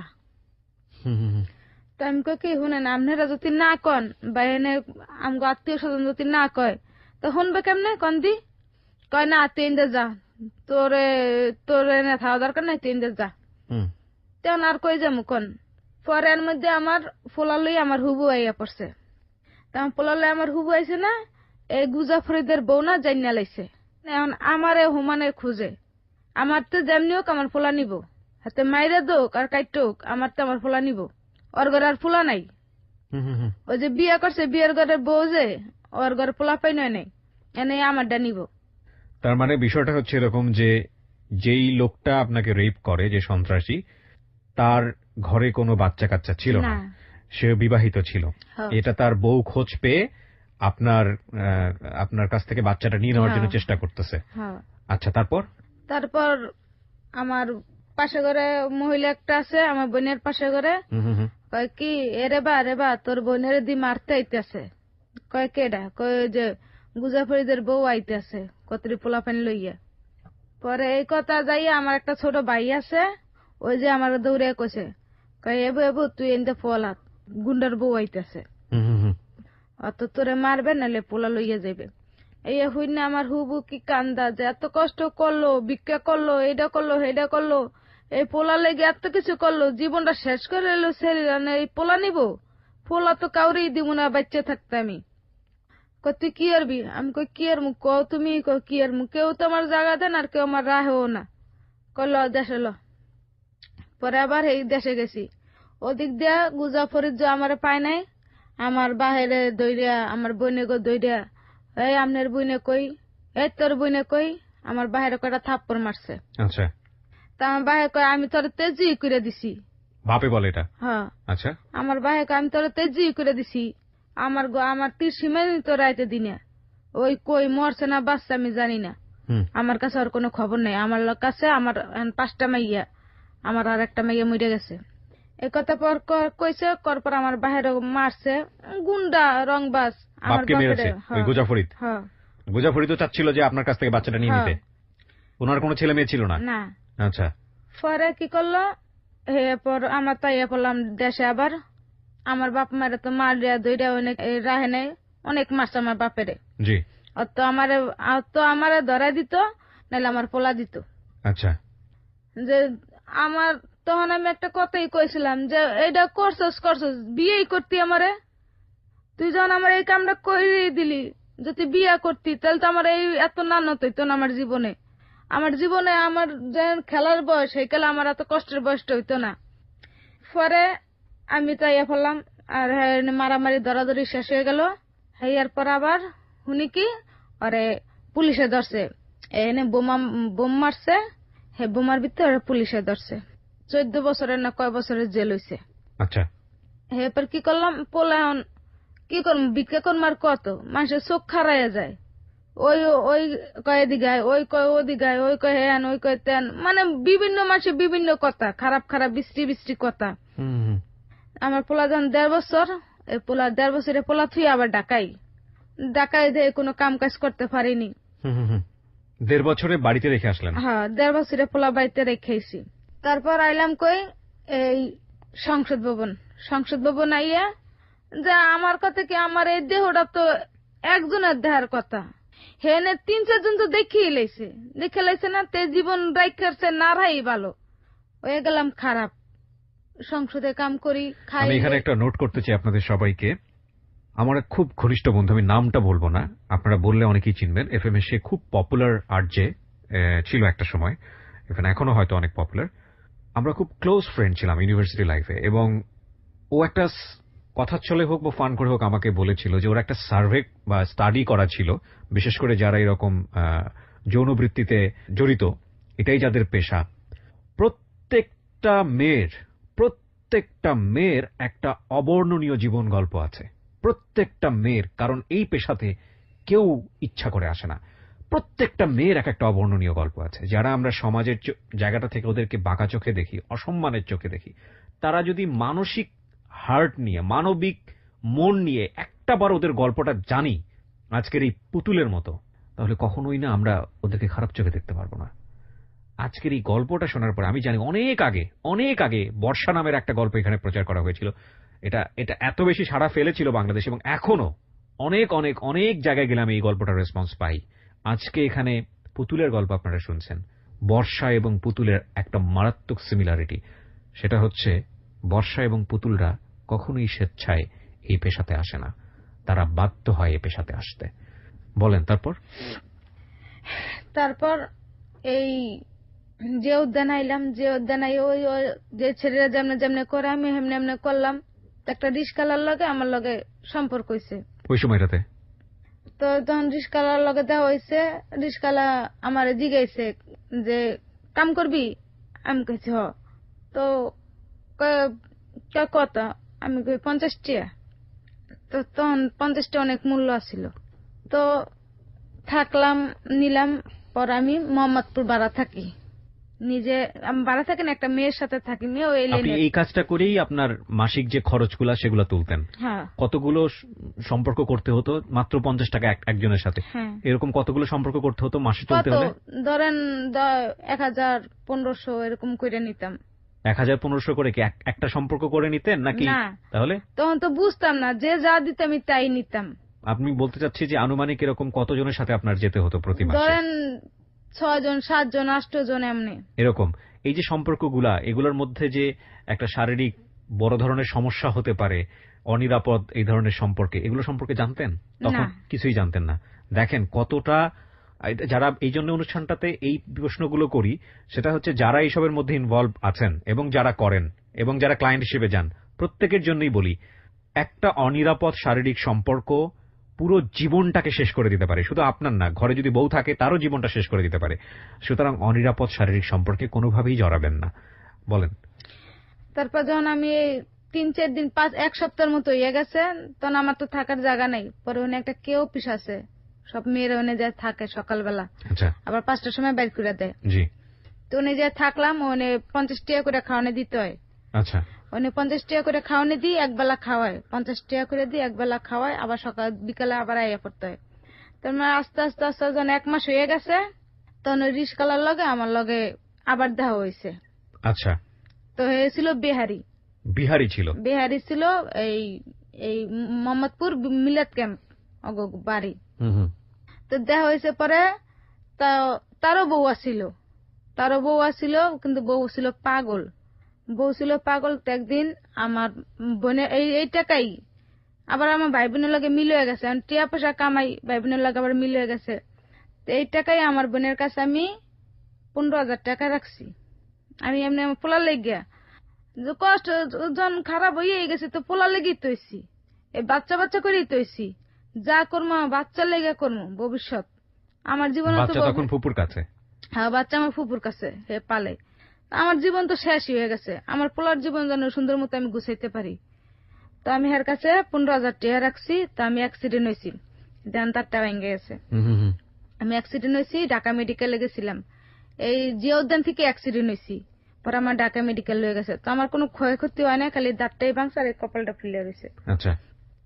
তাই কই কি যে আপনার কাছে আমি টিয়া রাখছি, টিয়াটি দেন, আমি বাড়ি ফাটামো। এই রিকশাওয়ালার কাছে না? কার কাছে? আমার বড়াফার কাছে। বড়াফার কাছে। আচ্ছা। 15,000 টাকা রাখছি। আমি কই আপনার কাছে আমি টিয়াটি রাখছি না, দেন আমি বাড়ি গুনে ঘুরে এই পোলাটারও দেখেই একটা হাড়ি দেন। পোলার বয়স কত তখন?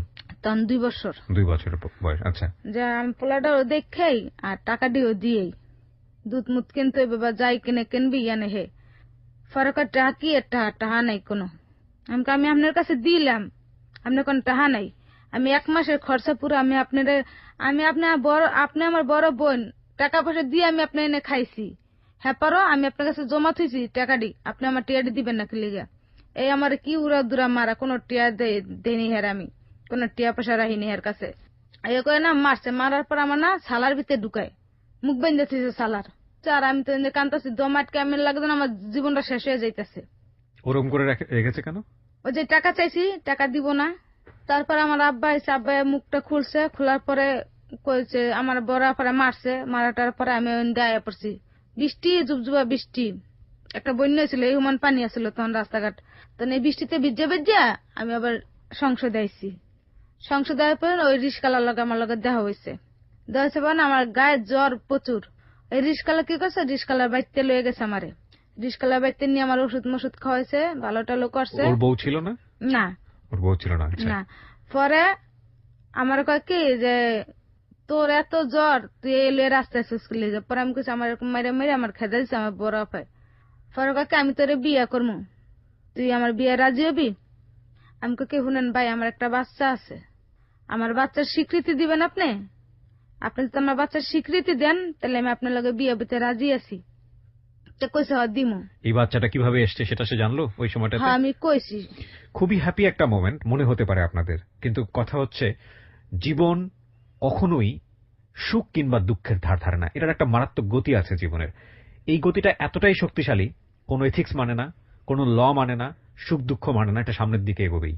এবং গল্প, সিনেমা, নাটকে একটা হ্যাপি এন্ডিং প্রয়োজন হয়, কিংবা যারা দেখছেন ওই জিনিসটা, যারা শুনছেন, তাদের একটা বেটার ফিলিংস এর প্রয়োজন হয়। জীবনের গল্পে সে বেটার ফিলিংস এর জায়গাটা নেই। যদি থাকে তো জীবনেই থাকতে হবে, যদি না থাকে তো নেই। কজ জীবনে যা ঘটে সেটাই জীবনের গল্প।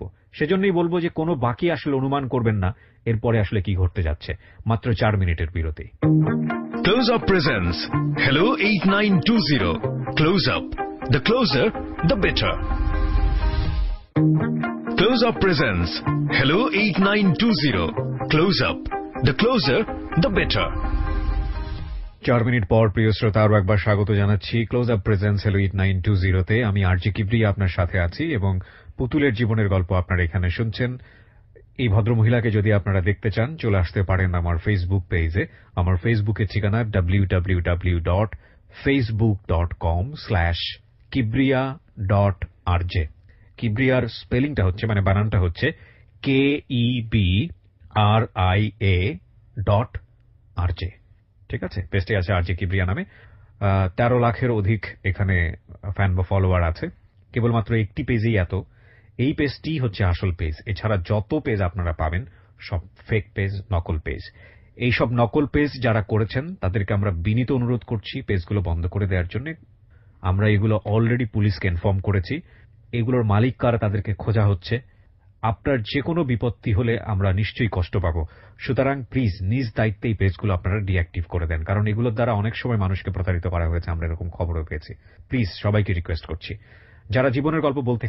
তারপর আমি ওরা সবকিছু কইছি যে আমার এরকম বাচ্চা আছে, আমার বিয়া ছাড়া আমার বাচ্চা। তো স্বীকৃতি দিবে বলছে? হ্যাঁ ও বলছে স্বীকৃতি দিমু। ওর ঘরেও একটা বাচ্চা ছিল। ও মানে বিবাহিত ছিল কিন্তু বউ ছিল না? না, বউ পাগল ছিল। বউ পাগল ছিল, আচ্ছা। তারপর ওই আমার বিয়ে করলো।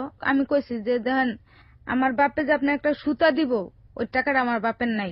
বিয়ে করলো মানে ওই রাতেই বিয়ে করলো? না, তার 2 দিন পরে বিয়ে করছে। আপনার ফ্যামিলিতে জানিয়ে বিয়ে করলো নাকি? আমার ফ্যামিলিতে জানাই এই বিয়ে করছে। ফ্যামিলি থেকে বিয়ে দিল? হ্যাঁ। মাশাআল্লাহ। আমার পরিবারতে কেউ রাজি না, খালি আমি রাজি ছিলাম। আচ্ছা, আপনি শুধু রাজি ছিলেন? আমি শুধু কেন রাজি ছিলেন? যে এই জীবন না, আমার জীবনটা চাই, কুত্তার জীবনটা ভালো, আমার জীবনটা চাইয়া। কুত্তা যে মাসে দুয়ারে দুয়ারে চাইয়া চাইয়া খায়, এটা জীবনটা ভালো, এই জীবনটা আমার ভালো না। এই ভাবে আমি রাজি হয়েছি। মানে কোন রকম একটা মুক্তি চাই এই জীবনটা থেকে। কোন রকম একটা মুক্তি চাই এই জীবনতে। এই জীবন আর ভাল লাগতেছে না। এই জীবন না, এর চেয়ে নরক ভালো। পরে রাজি হয়েছে, আমার বিয়ে করলো। পরে আমার মিরপুরে নিয়ে রাখলো। আচ্ছা। তো অগবিত্রে আবার নিয়ম কি যে একটা ঘর দিব বা ক্যাশ টাকা পয়সা দিব। তা আমি তো কিচ্ছু দিই। আমার কাপড় কিনেছি, আমি এই কাপড় পিন দিয়ে ওর ঘরে গেছি। পরে থাকলাম ওইনে, আমগো বাড়ি গেলাম। যেরকম সম্মান দেওয়ার কথা ওরকম সম্মান তো পায় নাই। যাক যেটুক পাইছে এটুকি বেশি। আমার পোলারে নিয়ে অনেক ভালোই ছিল, অনেক আদর যত্ন করছে। পরে একদিন আমার শাশুড়ি আমার মাইনা নেয় না, 1.5 বছর পর আমার মাইনা নিছে। মাইনা নেওয়ার পরে থাকতেছি খাইতেছি ভালোই। আমার সেজু বইনে যাইয়া আমি যে বিত্তে ভাড়া থাই, তখন মোবাইলে অনেক দাম। এই বাড়িওয়ালার মাইয়ার জামাই আইছে বাহিরেতে, হে মোবাইল লই আয়া পড়ছে। মানে আপনার বাড়িতে গিয়ে আপনার হাজবেন্ডের মোবাইল? না, তাহলে আমি যে বিত্তে ভাড়া থাকি, এই বাড়িওয়ালার মাইয়া জামাই বাহিরের থেকে আইছে, আচ্ছা বিদেশ থেকে। আচ্ছা, হে মোবাইল সব ঘরে রাখছে। আমার সেজু বইনে আইছে আমার ঘরে বেড়াইতে, ও এসে চুরি করেছে মোবাইলটা। পরে ওই যে মোবাইলটা চুরি করছে। আচ্ছা, চুরি করে আমার জামাই আবার দাঁতে ব্যথা, আচ্ছা, পরে ইতে গেছি দাঁত উড়াইতে, হ্যাঁ। সরদ দিতে। হ্যাঁ, চুরি করার পরে কি হয়েছে? চুরি করে ওই গেছে গা। হ্যাঁ, ওই যাওয়ার পরে আমি যখন ঘরে গেছি, তখন কয় তোমার বইনে কই? আমি কই, আমার বোন তো এই মাত্র গেছে গা। কয় আমার মাইয়ার জামাইয়ের মোবাইল লিয়ে গেছে গা। বাড়িওয়ালা বলতেছে? হ্যাঁ। আমি কই কি কন আপনি? আমার ঘর তালা মেরা লাইছে। আমার জামাই রিস্কা আছে, এইটাও তালা মেরা লাইছে। তখন মোবাইল অনেক দাম, আরো দামি মোবাইল, বাহিরের মোবাইল। কি করলাম, ঘরের তালা মারা, ঘরেও ঢুকতে পারতাছি না, রিস্কাও আটকেন না, আমার কাছে একটা টাকাও নেই। আলাম শাশুড়ি বাসায়, শাশুড়ি তো পরের পুত, আবার হ্যাগই ক্ষতি হইছে, আর পোলা রিস্কা আটকাইছে, আমার হুমানে বকাবিদ্ধ। আমার দেওরও আমারে বকতাছে, আমার হাওরিও বকতাছে। আর হে তো চুপচাপি রয়েছে, কি কইবে হন, হ্যাঁ তখন কর কিছু নেই। পরে এই 8টা আবার আইলাম আমাগো বাসায় মহাখালী। আইয়া দেখি আমার মেজু বোনের বিয়ে হয়েছে, আমি জানিও না। এরা ভাত খায়, আর আমরা সকালেও খাই নেই, দুপুরেও খাই নেই, বিকেল হইয়া গেছে। পরে আমি কই কি যে রে বাফা, জেসমিনে কামটা করছে ঠিক করছে? কয় কি আমরা নেই, ওই অস্বীকার গেছে। পরে আমি তো কানছি, কান দেখে টাইয়া পড়ছি। আইসে পরে আমার হাউরি আমার হুমানে বকতাছে, এখন কইতাছে যদি তো ওরে লইয়া সংসার করো তাহলে আমগো বাদ দিবি, আর যদি ওরে লইয়া না থাও তাহলে আমরা থাকবো তোর লগে। মানে এরকম একটা সমস্যায় পড়ে গেছে আপনার হাজবেন্ড? আমার যেমনি প্রকার পড়বো আমার ছেড়ে দিবার কি, ওর তখন দরকার মা বাপ, তোরা ভালো জায়গায় বিয়ে করামু, ঘর সাজাইয়া দিব, বিহারি গো তো ঘর সাজাইয়া দেয়, ওই ভালো মন্দ কোনো কথা কনে। আমি কই কি তোমারও কে এই মত? তো কোনো কথা কনে না, কনে পারে না। বাস এই রাইতে ঘরটার খুলিয়া দিছে, ঘরে যেয়ে ঘুমাইছি। সকালবেলা এসে গাড়িতে কি কইছে না কইছে কইতে পারি, আমার সকালবেলা যে কি মাইরে টাইরে আমার কাছে তুই যদি তখন ঘরতে না বেরাস আমি গলায় ফাঁসি দিব। তখন আমি কই আমার লেগে মানুষে গলায় ফাঁসি দিব, আমি এটা সহ্য হইব? আমি যাই গে, এই যাইছি তাইছি, আর স্বামীর দ্বারে যাইনি। এককালে যাত্রাবাড়ি গেছি, তো যাত্রাবাড়ি আমার এন থেকে একজনে লইয়া গেছে, নিয়ে আমার আবার ওই নেবে চালাইছে, ওই যে একইভাবে শারীরিক সম্পর্ক করার জন্য। আচ্ছা, ওই একটা বাসায় নিয়ে বেচ চালাইছে আমারে 12,000 টাকায়। এই বেচা মানে? স্বামীর ঘর তাই পড়ছি, রাস্তায় কান্তাছি। তো এই বেচাটা মানেটা কি? মানে আপনি বাসা থেকে বেরোতে পারবেন না? না, ওখানে সারা জীবন থাকতে হবে? ওখানে থাকতে হইব, ওখানে লোক যোগ যাইবো। দেওয়ার পরে ওখানে থাকছি, কান্দেও লাভ নাই, কিছু না, নষ্ট তো ইয়েই গেছে, আর কি হমু। পরে ওখানে একটা ছাড়ার লগে সম্পর্ক হয়েছে আমার। মানে এটা কি এক ধরনের ডিভোর্স হয়ে গেল? ও আমার তালাক দেন, আমি ওরা তালাক দেন। কিন্তু এরপর আর যাওয়া হয়নি? না, এটাই শেষ? এটাই শেষ। একটা মোবাইল একটা পরিবারটাকে শেষ করে দিল। কি অদ্ভুত মানুষের জীবন, বলেন। তারপরে আমি যাত্রাবাড়ি থাকি, যাত্রাবাড়ি কাজলা ব্রিজ, একটা ছাড়ার লগে আমার সম্পর্ক হয়েছে। ও বাড়িওয়ালা, স্থানীয় বাড়িওয়ালা, নাম মেহেদি। তখন তো রাস্তাঘাট ওই এলাকা তো আর চিনি না, তো ছাড়া আইতে যেত না, আমার খালি চাইয়া থাকতো, আর আমিও না ছাড়ার দিকে চাইয়া থাকতাম। তো ছাড়ার নাম কি আমি কইতে পারি না। তো তখন আবার ওই রাস্তায় কাম করি, যে আমার কয় ছেড়া এদিকে। আমি কই কি সে কন, একটা লাডি লইয়া। কয় তুই এনে নয়া আইসস? আমি কই নয়া টয়া বুঝি না ভাই, আমি আজকে আইসি। কয় তোর নাম কি? আমি কই আমার নাম পুতুল।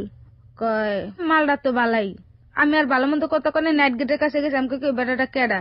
কল কথা কইস না, বাড়িওয়ালার পোলা। আচ্ছা, 3 দিন 4 দিন পরে দেখা হয়েছে আবার। এই আস্তে আস্তে ওর লগে আমার লগে সম্পর্ক হয়ে গেছে, গভীর সম্পর্ক হয়ে গেছে। যেমন ওর ছাড়া আমি বাঁচি না, ওই আমার ছাড়া বাঁচে না। তো মাঝখান তো একটা বন্ধুর লগে চললে ওই নিশা শিখছে, খায় গাঞ্জা, শুইলে পেট। যে আপনাকে সম্পর্ক করছেন, মানে ওই যে আপনাকে এসে এই ধরনের কথাবার্তা বললো, ওই ছেলেটার সাথে আপনার সম্পর্ক হলো? ও কি ছিল, বাড়িওয়ালার ছেলে ছিল? বাড়িওয়ালার ছেলে ছিল, যে বাড়িতে আপনাকে নিয়ে এসে বিক্রি করে দিয়েছে। তাহলে আমি যে ওখান থেকে আইয়া রাস্তায় কাম করি। ও ওখান থেকে পালিয়ে এসেছে? মহিলা আমার না, ওই মহিলার সাথী, মহিলা আমার রাস্তায় লইয়া। রাস্তায় কাজ মানে এটা কি কাজ? ওই রাস্তায় এই কাজই করায়, 50 টাকা 100 টাকা। আচ্ছা আচ্ছা, ওকে। তো ওই সময় মেহেদিও আপনার এক ধরনের ক্লায়েন্ট ছিল? হ্যাঁ। তো ওর সাথে আপনার সম্পর্ক হলো? আচ্ছা। না, গাঞ্জা খাইতো, শুইল, আস্তে আস্তে না ওই আমার থেকে টাকা নেয়, সারা রাত জায়গা থাকে আমার লেগে। আমার কোনো পোলাপানে মারেনি বা কোনো পোলাপানে আমার কিছু করেনি। একটা মানুষ যদি সারারে জায়গা থাকে তারও কিছু খরচা আছে, তো আমিও যা যা খাইতাম না ওরে দিতাম, আবার ওর কাছে টাকা পয়সা থাকলে আমার খাওয়াইতো, আমার প্রতি বছরে 2টা 3টা করে 3 পিস দিত। এই সময়টা থেকে আপনার বাচ্চাটার খোঁজ খবর নিতেন? হ্যাঁ। কি নাম রাখলেন ওর বাচ্চাটার? আমার বাচ্চার নাম আলী হাসান। আলী হাসান রাখলেন। ওই সময় ফুপুর কাছে ছিল, ওই সময় খোঁজ খবর রাখতেন। আচ্ছা, টাকা পয়সা পাঠাতেন? হ্যাঁ, টাকা পয়সা পাঠাইতাম। আচ্ছা। এরকম করতে করতে না ওর লাগে আমার প্রায় 2-3 বছর ধরে সম্পর্ক। তো আস্তে আস্তে নিশা খাওয়া শিখলো আর আমার মারা শুরু করছে টাকা পয়সা না দিলে। কিন্তু ওর লগে যে আমার স্বামী স্ত্রী ওইটাও না, কিন্তু ওই যে একসঙ্গে থাকি, ওই রাস্তায় দেখা হয়, এছাড়া না। আর ফোনে কথা হয়, তো আমার মানে মারে। পয়লা বৈশাখে আমি আইলাম, মাস্টার কিনে টিনে আমি রেঞ্জা বেড়ে থিয়েছি। পয়লা বৈশাখে রাইতে আমি কামে আইছি, ওই আমার হুমানে মারামারি শুরু করে দিছে টাকার লেগে। বেল দিয়ে পিটাইছে আমারে। বেলের বাড়ি সহ্য না করতে পারে জোরে জোরে চিৎকার মারছি। পাশে করে আমগোনে একটা দালাল আছে, ওই ছেড়েগু দিয়ে ব্যবসা করে, তো হে আইসে দৌড়াইয়া আইসে পরে না দেখে আমার মারতেই আছে। পরে পুলিশ খবর দিছে, এই পুলিশ আমারও ধরছে, ওই দালালরও ধরছে, ওই মেহেদিরও ধরছে। তো মেহেদিরা প্রভাবশালী, ওর বাপ আবার পুলিশ, পরে ওরা ছেড়ে দিছে। ছেড়ে দেওয়ার পরে আমার আর এই মহিলারে ভিতরে ঢুকায় রাখছে। তো ওই মহিলা আবার উকিল দৌড়ে পড়ছে, আমার তার উকিল মুকিল নেই। আমি আবার 10 দিন জেল খাটতাম, পরে আমি আইসি। জেলও খাটলেন? আইসি পরে ওই যে পয়লা বৈশাখে ওর লগে আমার কাটসিট হয়েছে, আর ওর লগে আমি কোন সময় যাই না কিছু না। তো ওই যখন মেয়ে দিয়ে আমার বাসা যাইও মারতো, মানুষে কইতো বিয়া না শাদী না, এই সারাতে মার খাস, তো লজ্জা করে না। ঠিক তখন আবার আমার বাচ্চারা ওইদিকে গ্যাপ গেছে, আর তখন আবার ঠিক মতো আবার টিয়া পয়সা দেই নেই, 1 মাস দিলে 3 মাস দেই নেই, এরকম করে গ্যাপ গেছে। পরে আমি কই যা যা আছে কপালে। আমি যখন স্বামীর বাতি খাইতে পাই নেই, আর ওই মানে বকা দিয়ে কইছি। পরে পাশের ঘরে একটা বদি ছিল, মানে দাদা, তার বউরে আমরা দিদি রাখতাম। আমি যে বাসায় থাকতাম ভাত টাত খাইতাম, 100 কোটি টাকা দিতাম, আর ঘর ভাড়া 30 টাকা দিতাম। তো এর লগে না ওই লুডু মুডু খেলি সময় কাটাই। তো হ্যার ঘরের ওই মেহেদি যাই না আমার মারামারি করছে। পরে না আমি হ্যার ঘরে যাই লুকায় রয়েছি না, তার ভাঙ্গা একটা টিভি আছিল, ওই টিভিটা না ধাক্কা মেরে হালাই দিছে। আমি গেট খুলি না কি লেগে, এই টিভি আমার ঠিক করে দিতে হইব। এর মধ্যে হ্যার বউ আছে দেশে গুনে, কয় এরকম টিভি ভাঙছে কেটা। পরে কইছে যে পুতুলি এরকম মেয়ে দিয়ে টিভি ধাক্কা দিছে, এমনিতে নষ্ট টিভি। আমি ঠিক 1500 টাকা দিয়ে আমি ঠিক করে দিছি টিভি। হ্যাঁ, পরে দুনিয়ার বকা বাদ্য। পরে আমি কই কি শুনেন, আপনি যে আমার বারবার হতিন কন, হতিনের জ্বালা কি জানেন? আপনি যে হতিন করতেছেন না, একদিন আপনি টের পাইবেন। এই কথা আমি হ্যাঁ কইয়া আইয়া পড়ছে। আবার হ্যার ভাই আমারে ওই রিস্কার আছে না, হ্যাঁ দিয়ে আমার একটা বাড়ি মারছে। পরে আমার কিছু কইনি। একদিন আমি কামের তাইতে আমার দেরি হয়েছে না, এনে আবার একটু কথা আছে যে ওই দুলাবাই ডাকছি। হ্যাঁ, আমি জেলখানাতে বাইরে কইছি কি দেখেন, আমি মেয়েদের লগে সম্পর্ক রাখবো না, একটা মহিলারা হুদৌদি কেউ ঘর দেয় না, স্বামী হিসেবে একজন লাগি। একটা কথা কই দুলাভাই, আপনি তো আমার সবকিছুই জানেন, তা আমার একটা গল্ল দেন, আপনার হিসেবে একটা গল্ল দিবেন। হ্যাঁ, পরে আপনি 2 দিন 1 দিন আইলেন, পর আর না হইলেও চলবে, কম আমার জামাই গেছে গা। মানে দুলাভাই কে বললেন এটা? আচ্ছা, জেলখানাতে বাইরে ইয়া। আচ্ছা। পরে আমি তো এটা ভুলিয়া গেছি, আমি শয়তানির মতো কইছি, হেরতে আমি ভুলিয়ে গেছি। একদিন আমার কামেতে যাইতে দেরি হয়েছে বাসায়, তো হে দুলাভাই না ওনে রাস্তায় খাড়ায় রয়েছে। পরে আমি যাওয়ার টাইমে কই কি দুলাভাই আপনি হেনে? আমি তো লেখা রয়েছি। আমি কামালে কি লেখা থাকবেন না? কয় তোর লেখা রয়েছি, তোর আজকে দেরি, এত দেরি, এর লিগে খাড়া হয়েছি। তো আমি আমার দেরি আমার কাছে, আপনি এনে খাড়া থাকবেন কি লিগে? পরে কয় কি তোর আমার অনেক ভাল লাগে। আমি কই শুনেন দুলাভাই, তেল জল কোনদিন মিল খায় না, না আপনি এক জাত আমি এক জাত, আপনার লগে আমার লগে কোনদিন সম্পর্কটা হইব না। এক জাত মানে হিন্দু, আমি মুসলমান। মানে দুলাভাই ছিল হিন্দু, সে আপনি ছিলেন মুসলমান। খুব ভালো করে নোট করবেন প্রিয় শ্রোতা, এখানে এই দুলাভাইটা আসলে কি ধরনের দুলাভাই? পাশাপাশি আর কি, আমি যে বেতে বাড়াতে বেতে বাড়াতে সেই হিসেবে দুলাভাই ডাকতেন? সেই হিসেবে দুলাভাই ডাকি। আর হ্যার বউরে দিদি রাখতাম, হ্যাঁ হিন্দু ছিল। আচ্ছা, ঠিক আছে। তো উনি আপনাকে এক পর্যায়ে বললো যে আপনাকে ভালো লাগে?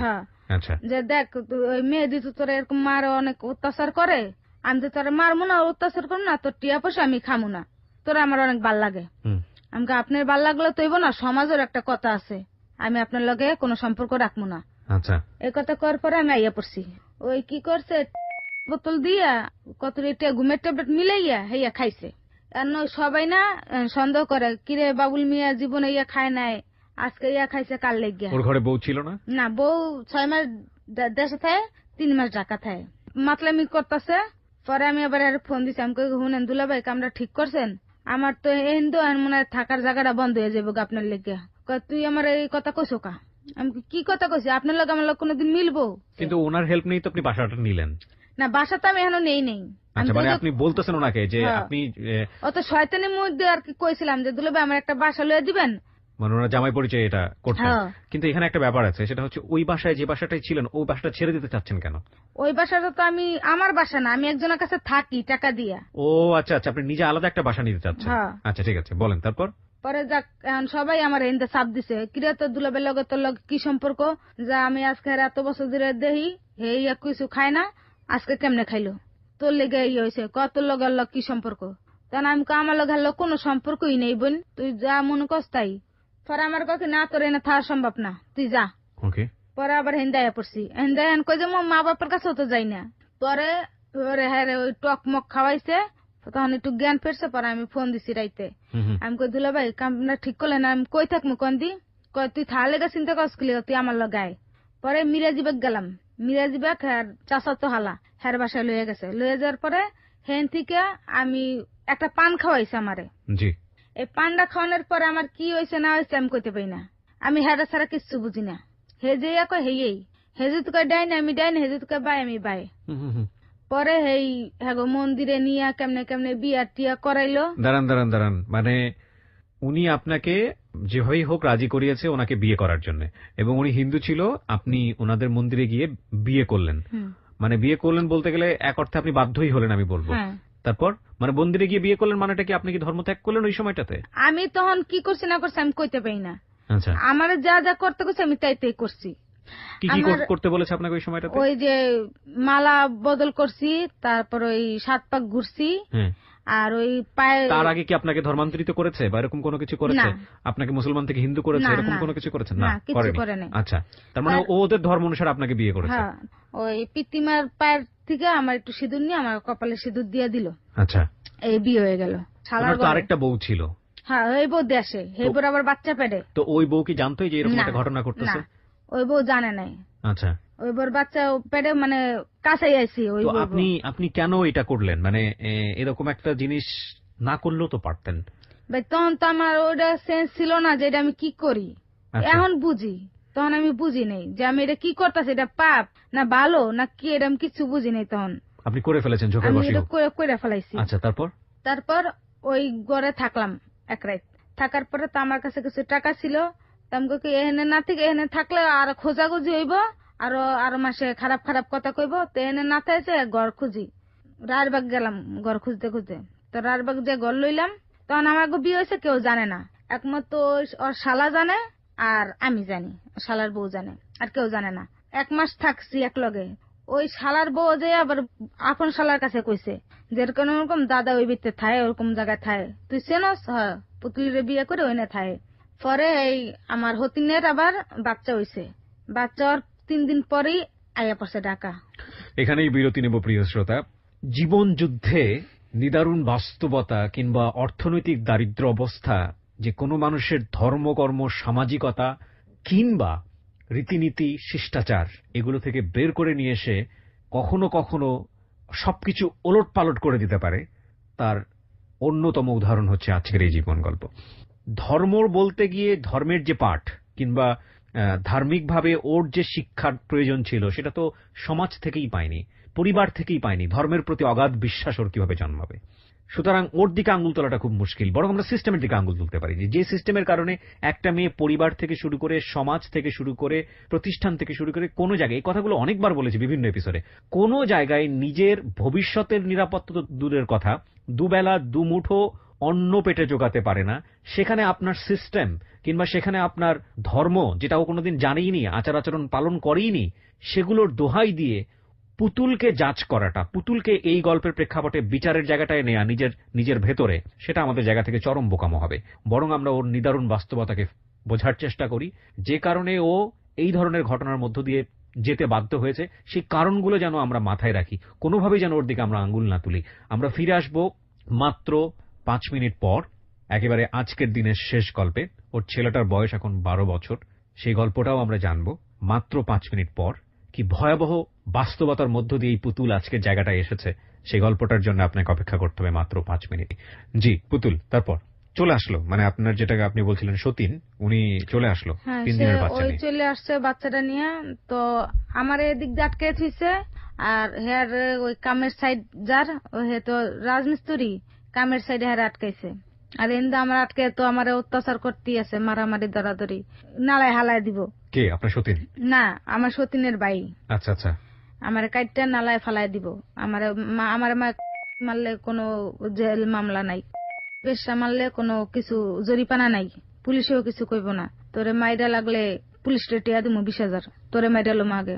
এই কথা হইনি আমার সতী নাইছে। আর কয় কি ওর হেরেও কিছু কইস না আর ওরও কিছু কইস না, আমি আইয়া লই। তো আইসে পরে আমার ছেড়া দিছে, একটা বড় একটা কাগজ আনছে 120 টাকা দিয়া, স্টাম্প। স্টাম্প আইনা আমার কয় এনে তুই সই দে যে তুই কোনো সময় উত্তীমের লগে দেখা সাক্ষাৎ করবি না, আর উত্তীম তোর কাছে কোনো সময় দেখা সাক্ষাৎ করবে না। আচ্ছা। তা আমি কই কি শুনেন, আমি এনে সই দিয়ে যাবো যে আমি উত্তীমের কাছে কোনো সময় আমু না, আর উত্তীমা যদি আমার কাছে আমি কোনোদিন উত্তীমারে ছাড়মু না। এই রাজি হলে আমি সই দিমু, নাইলে দিমু না। কাছে তুই তুই না আইলি হয়েছে, হে পর উত্তীমা যদি যায় হেকালে পরেরটা পরে বুঝমু। আমি কইছি আচ্ছা। পরে আমি তো আর সই টই দিতে পারি না, আমি টিপ সই দিয়ে আয়া পড়ছি। এটা কি ডিভোর্স লেটার ছিল? হ্যাঁ ডিভোর্স দিলেন আপনি? হ্যাঁ, মানে ডিভোর্সের মতনই আর কি। আচ্ছা, তারপর? পরে হে পরের দিন সকালবেলা আমার হতি নাইছে, আমার জামাইরে পরে ফোন দিছি। আমি কই এরকম এরকম আপনার লেগে আজকে আমার কত বড় ক্ষতি রইল। আমি তো আগে রাজি হই নাই। জামাই মানে উত্তম? হ্যাঁ। আচ্ছা। আপনি এত কাহিনী টাহিনী যদি না করতেন তাহলে এই কিছুই হইতো না, আর আমি এত মাইর গুতো খাইতাম না, আর এত অপমানে আমি হইতাম না। ছোটবেলাতে খালি অপমান হইতে হইতেই আমি আইলাম। এই কথা কি তোর আটকাইছে হয় না, আমার আটকাইছে হেনে, যেন আমি তোর দ্বারা না যাইতে পারি আর না কিছু করতে পারি। এর মধ্যে আমার হতি নাইছে, তখন বাচ্চা হলো হয়েছে। আচ্ছা। তো এই উত্তম মানে আমার স্বামী, এই বাচ্চাটার মুখও দেখলো না, কিছু না, খালি কইছে তুই যদি কোনো গ্যাঞ্জাম না চাও, তুই যদি তোর ভালো চাও তাইলে এই উড়ে এনে, আর যদি তোর ভালো না চাও তাহলে এমনই থাক, তুই আমার জীবনও পাবি না। কে বলছে এটা? এটা আমার স্বামী ওই হতিন রে কইছে। আচ্ছা। তুই যদি পুতুলে মান্য নেস তাহলে তুই আমারে পাবি, আর যদি পুতুলে না মান্য নেস তাহলে আমারে পাবি না। ওকে। তো বাচ্চাটার মুখও দেখে নাই, আয়া পড়লো। ওই আবার আমার হতিনও কানতে কানতে পরে বাইট গেছে গা। পরে আমার বুঝে মুঝে আমি হেরো বাড়ি পাঠাইছি। আমি কই শুনে না, তো ঘর দুয়ার নিতে হইবে, কি করতে হইবে, তো আমার এই বাসা তো আর ঘর দেবেন, হিন্দু টেনে টেনে হিরির করে আনছে, মানুষে শুনছে যে মুসলমান হিন্দু, তার হইবে না। হ্যাঁ আর একখানে গল লই এলো হে পারাইয়েন। পরে হ্যারে পাড়াইছি, আমি একটা লুঙ্গি কিনে দিছিলাম আর 1,000 টাকা দিয়ে দিছিলাম। পরে হ্যাঁ বউর লগে কথা কয় না, ইটি করে না, কিছুই না। কয় তুই যদি পুতুলে মাইনে নেস তাইলে সংসার মংসার সব হইবে। পরে একবার আমার হতিনে ফোন ধরছে, কয় আমরা দুজনে ভাই বোনের মতো থাকবো, কেউ জানবে না। তো জানবে না, বেশ ভালো কথা, ঠিক আছে আহেন। পরে গল লইছি, গল পরে না 2 দিন পর পরে আমারে মারে, আমারে বকবো, পোলা পানের উপর দিয়ে আমারে বকে। আচ্ছা। পরে আমি কই কি শুনেন, এরকম বকাবিদে না করিয়া আলাদা আলাদা থাকেন, ইয়ে ভালো হইব। কিন্তু এই যে ওর ধর্ম আমি পালন করি না, কিন্তু আমার ধর্ম ওই পালন করে। যেমন আমি কই রোজার দিনে রোজা, তারপর সবরাতের দিনে সবরাত, ঈদের দিন ঈদ, এই সব পালন করে। কিন্তু একটা জিনিস কি, গরু মাংস খায় না। মানে ও আপনার ধর্মটা পালন করে, করে? আমার ধর্মটা পালন করে, কিন্তু গরু মাংস খায় না। আপনি আপনার ধর্মই পালন করেন, ওর ধর্ম পালন করেন না? ওর ধর্ম আমি পালন করি না, কিন্তু আমার ধর্ম আমি পালন করি, ওও আমার ধর্মই পালন করে, কিন্তু গরু মাংস খায় না। ঠিক আছে, বলেন তারপর। এরকম করে দিন যাইতেছে। পরে আমার দেওয়ার মারা গেছে, দেওয়ার মারা যাওয়ার পর আমার হতিনে একবারের লেগে বাইট গেছে গা। এখন আমি ঢাকা শহরে থাই আর আমার হতিনে দেশে থাই। এখন এরকমই দিন যাইতেছে আইতেছে। তো ব্যাপারটা এরকম দাঁড়ালো যে উত্তমের সঙ্গে আপনার সংসার এক অর্থে আছে আবার নাই, তাই তো? হ্যাঁ। তাহলে সংসারটা চলে কিভাবে, মানে পয়সা করে আসে কোত্থেকে? পয়সা করি ওই যে আমার দিয়া এই ব্যবসা করে খায় আমার দিয়া। এখন আপনি সে কাজের মধ্যে জড়িত? এখনো সেই কাজের ভিতরেই আছি। আমার দিয়ে হে এখন ব্যবসা করে। ব্যবসা করে সে পকেটে পয়সা নাই? হ্যাঁ, এখন বাড়ি করতেছে। আপনার দিয়ে ব্যবসা করে? আমার দিয়ে ব্যবসা করে, হ্যাঁ নিজে বাড়ি করতেছে দেশে, দোতলা ফার্নিশন দিচ্ছে। রূপকথার গল্প মঞ্চায়িত হলো আজকের হ্যালো 8920-তে। গল্প এখনো শেষ হয়নি, সামনের দিকে আরেকটু আগাবো। বলুন তারপর। তারপর এই আমি ছেলেটার কি অবস্থা? ওর বয়স তো আপনি বলছিলেন যখন অনুষ্ঠান শুরু আমার হয় 12 বছর বয়স। ছেলেটা এখন 12 যাইয়া 13তে পড়ছে, কিন্তু একটু লেখাপড়া করে না, কিছু না, খালি রাস্তায় রাস্তায় ঘুরে গাছ বা এইটা করে হেডা করে, খালি বিচার আর বিচার। কিন্তু আমি যে এত কষ্ট করলাম, এত কিছু করলাম এই বাচ্চা লইয়া, এই বাচ্চা আমার দুঃখটা বুঝলো না। বাচ্চার সঙ্গে তো আপনি থাকতেই পারেননি। বাচ্চার সামনে থাকে, আমি প্রতি মাসে 3 বার যাই, আমি মাসে 3 বার যাই, আর ওর পড়াশোনা খরচা মরচা যেন যা যা লাগবে সব দেই। বাচ্চা কি জানে যে ওর ওর যে পৃথিবীতে আসা সেটা কিভাবে? না, কি জানে ও? জানো ওই যে ওই আমার ওই যে রিস্কালার লগে বিয়ে হইলো, জানো ওইটাই ওর বাপ। আজকের এই গল্পটা যদি ওর কানে যায়, যদি ও জেনে যায়, ও কি নিতে পারবে সহজভাবে এই জিনিসটা? আমার মনে হয় না। এটা তো একটা বড় রিস্ক আপনি নিলেন। কেন নিলেন? এই গল্পটা আপনি কেন বলতে আসলেন রেডিওতে? আপনি বলেছেন, আমি যখন অনুষ্ঠানটা শুরু করি, তখন আপনি বলেছেন যে এই যে জীবনের গল্প বা হ্যালো 8920 অনুষ্ঠানটি প্রচার হয়, 3 বছর যাবত আপনি নিয়মিত এই অনুষ্ঠানটা শোনেন। কবে থেকে মনে হয়েছে যে আপনার গল্পটাও এখানে এসে বলা উচিত? আমি আরো 1 বছর আগেও ফোন দিছিলাম, কিন্তু ফোন আমার রিসিভ হয় নাই। আচ্ছা। আমি একটা মেয়ের গল্প শুনছিলাম, যে নেশা করে, ই করে, স্বামী ছেড়ে গেছে গা, পরে ছেড়ে অনেক নেশা পানি করে। ওই থেকে আমি মনে মনে কইছি যে আমি ওই যে কই যে আর কিছু না হোক, মনে দুঃখটা তো হালকা হইব, একজনের কইয়া তো দুঃখটা বলতে একটু হইব, যে আমার এতদিনের কথা, এই 12-13 বছরের কথা বুকে জমা ছিল, হালকা তো হইব, এই কারণে আইছি। শুধু নিজের মনটাকে একটু হালকা করার জন্য আসছেন এখানে। ছেলে যদি একদিন জেনে যায় যে এই গল্পটা হচ্ছে আমার জন্মের গল্প, এবং সেই সময় ছেলে আপনাকে কি চোখে দেখবে আমি জানি না, পুরো সমাজ তো খারাপ চোখে দেখেছে। হ্যাঁ, আজকের এই গল্পটা শোনার পরেও অনেকে খারাপ চোখে দেখবে আপনাকে। হ্যাঁ। কারো কাছ থেকে আপনার কোনো প্রত্যাশা নাই, না। শুধু ছেলের কাছ থেকে একটা বাকি আছে। এমন হতে পারে সে আপনাকে খারাপ চোখে দেখবে। কি বলবেন তাকে সেই সময়টাতে? সে যদি এইসব শূন্য যদি আমার খারাপ ভাবে, তাহলে তো আমার পৃথিবী থাকছে তো না থাই ভালো ছিল। আর যদি ছেলে যদি মার দুঃখ কষ্ট বুঝে, তাহলে তো মনে করবো যে না, মা যা করছে আমার লেগেই তো করছে। আর যদি ছেলে উল্টা ভাবে, তাহলে তো আর পৃথিবীতে থাকছে না থাই ভালো। কিছু বলতে চান ছেলেকে? ধরেন ও গল্পটা শুনবে কোনো একদিন। আমি আমার ছেলের এইটাই কই যে বাবা, আমি লেখাপড়া করতে পাইনি, আমি মূর্খ, তুই মূর্খ হইস না, তুই লেখাপড়া কর, ভালো আর সুখে শান্তিতে তুই বড় হ। আমি যেরকম কষ্ট করছি ওরকম কষ্ট যেন তোর না করতে হয়, আমি যে একটু কষ্ট আছিলাম তোদের না হয়। আমি আমার পোলার অনেক অনেক ভালো পাই। ভবিষ্যতের কোনো স্বপ্ন আছে? কোনো স্বপ্ন দেখেন যে আজ থেকে 5 বছর পরে কই থাকবেন, কি করবেন? আপনি যে কাজ করেন সে কাজটা একটা সময় আপনি আর করতে পারবেন না। শরীরের একটা নির্দিষ্ট সময় থাকে। একটা কথা খালি কমু, যে আমার মতো যেন কোনো মেয়ে এমন না হয়, পরিস্থিতির শিকার যেন কোনো মেয়ে না হয়, আর আমার মতো ভুল যেন কেউ না করে এরকম। কোথায় ভুল আপনার? আমি তো কোনো ভুল খুঁজে পাইনি। আমারই তো সব ভুল। আমি যদি ওই না যাইতাম, নাই করতাম, তাহলে হইতো না। ওটা তো ভুল ছিল না। কিশোরী মেয়ে আপনি, তখন 12 বছর মাত্র বয়স। আপনি কি করে বুঝবেন এটা ভুল কি ভুল না? এটা আপনি অভিমানের জায়গা থেকে বলতেছেন। ভুলের জায়গাটা আসলে আমাদের প্রিয় শ্রোতা, ওনাকে আর ফ্লোনটা না দেই। উনি প্রচন্ড কষ্ট পেয়েছেন আজকের 2 ঘন্টায় নিজের জীবনের গল্পটা বলতে গিয়ে। ভুলের জায়গাটা আমাদের সমাজের। এরকম কিশোরী যারা এরকম ঘটনার শিকার হন, তাদের জন্য সমাজ কি ব্যবস্থা করে রেখেছে? আমরা এত বিবেকবান মানুষ এই সমাজে, এত বিবেকবান। আমরা পুরো দেশটাকে পাল্টে ফেলতে চাই, সবকিছু পাল্টে ফেলতে চাই, নতুন দিনের স্বপ্ন দেখি, দেশ এগিয়ে যাচ্ছে, সমাজ এগিয়ে যাচ্ছে। তারপরও আমাদের সমাজে এরকম ঘটনা ঘটলে একটা মানুষের জীবন কেন এত দুর্বিষহ হয়? আমরা একজন মানুষ যদি ওর জন্য একটা ভালো স্টেপ নিতে পারতাম, একজন মানুষ যদি কিছুটা হলেও ওর দিকে সৎ পথে সাহায্যের হাত বাড়িয়ে দিতে পারতাম, তাহলে আজকের জীবনটা এরকম হতো না, নিঃসন্দেহে এরকম হতো না। খুব বাজে একটা কথা বলে আজকের এই হ্যালো 8920 শেষ করব। আল্লাহ না করুক ওর ঘরে কোনো মেয়ে সন্তান জন্মায়নি। একটা ছেলে জন্মিয়েছে বলেই হয়তোবা এই সমাজের চোখে বৃদ্ধাঙ্গুলি দেখিয়ে সামনের দিনে সে টিকে থাকতে পারবে। কিন্তু যদি মেয়ে হতো, তাহলে হয়তোবা ওর থেকেও ভয়াবহ দুর্বিষহ ভবিষ্যৎ তার জন্য অপেক্ষা করত। কারণ মোনাজাতমূলক হাদিসগুলো খুবই গুরুত্বপূর্ণ। এইগুলো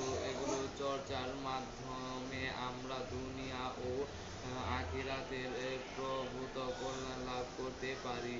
অতএব আমরা অর্ধসহ ও মুনাজাতগুলো শিখব।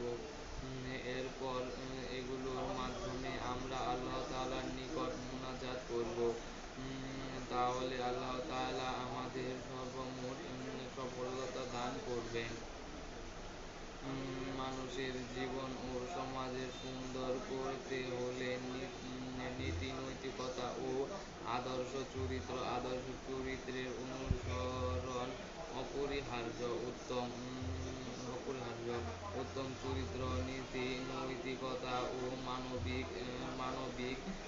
মানবিক মূল্যবোধ ব্যবতি কোনো ব্যক্তি, সমাজ ও জাতির উন্নতি হতে পারে না। ভিতরে যা গোপন আছে সে সম্পর্কে তুমি অবশ্যই অবগত। হে আল্লাহ, আমি তোমার নিকট শুদ্ধতা, পবিত্রতা, উত্তমতা চরিত্র এবং তাকদীরের উপর সন্তুষ্ট থাকার মন মানসিকতার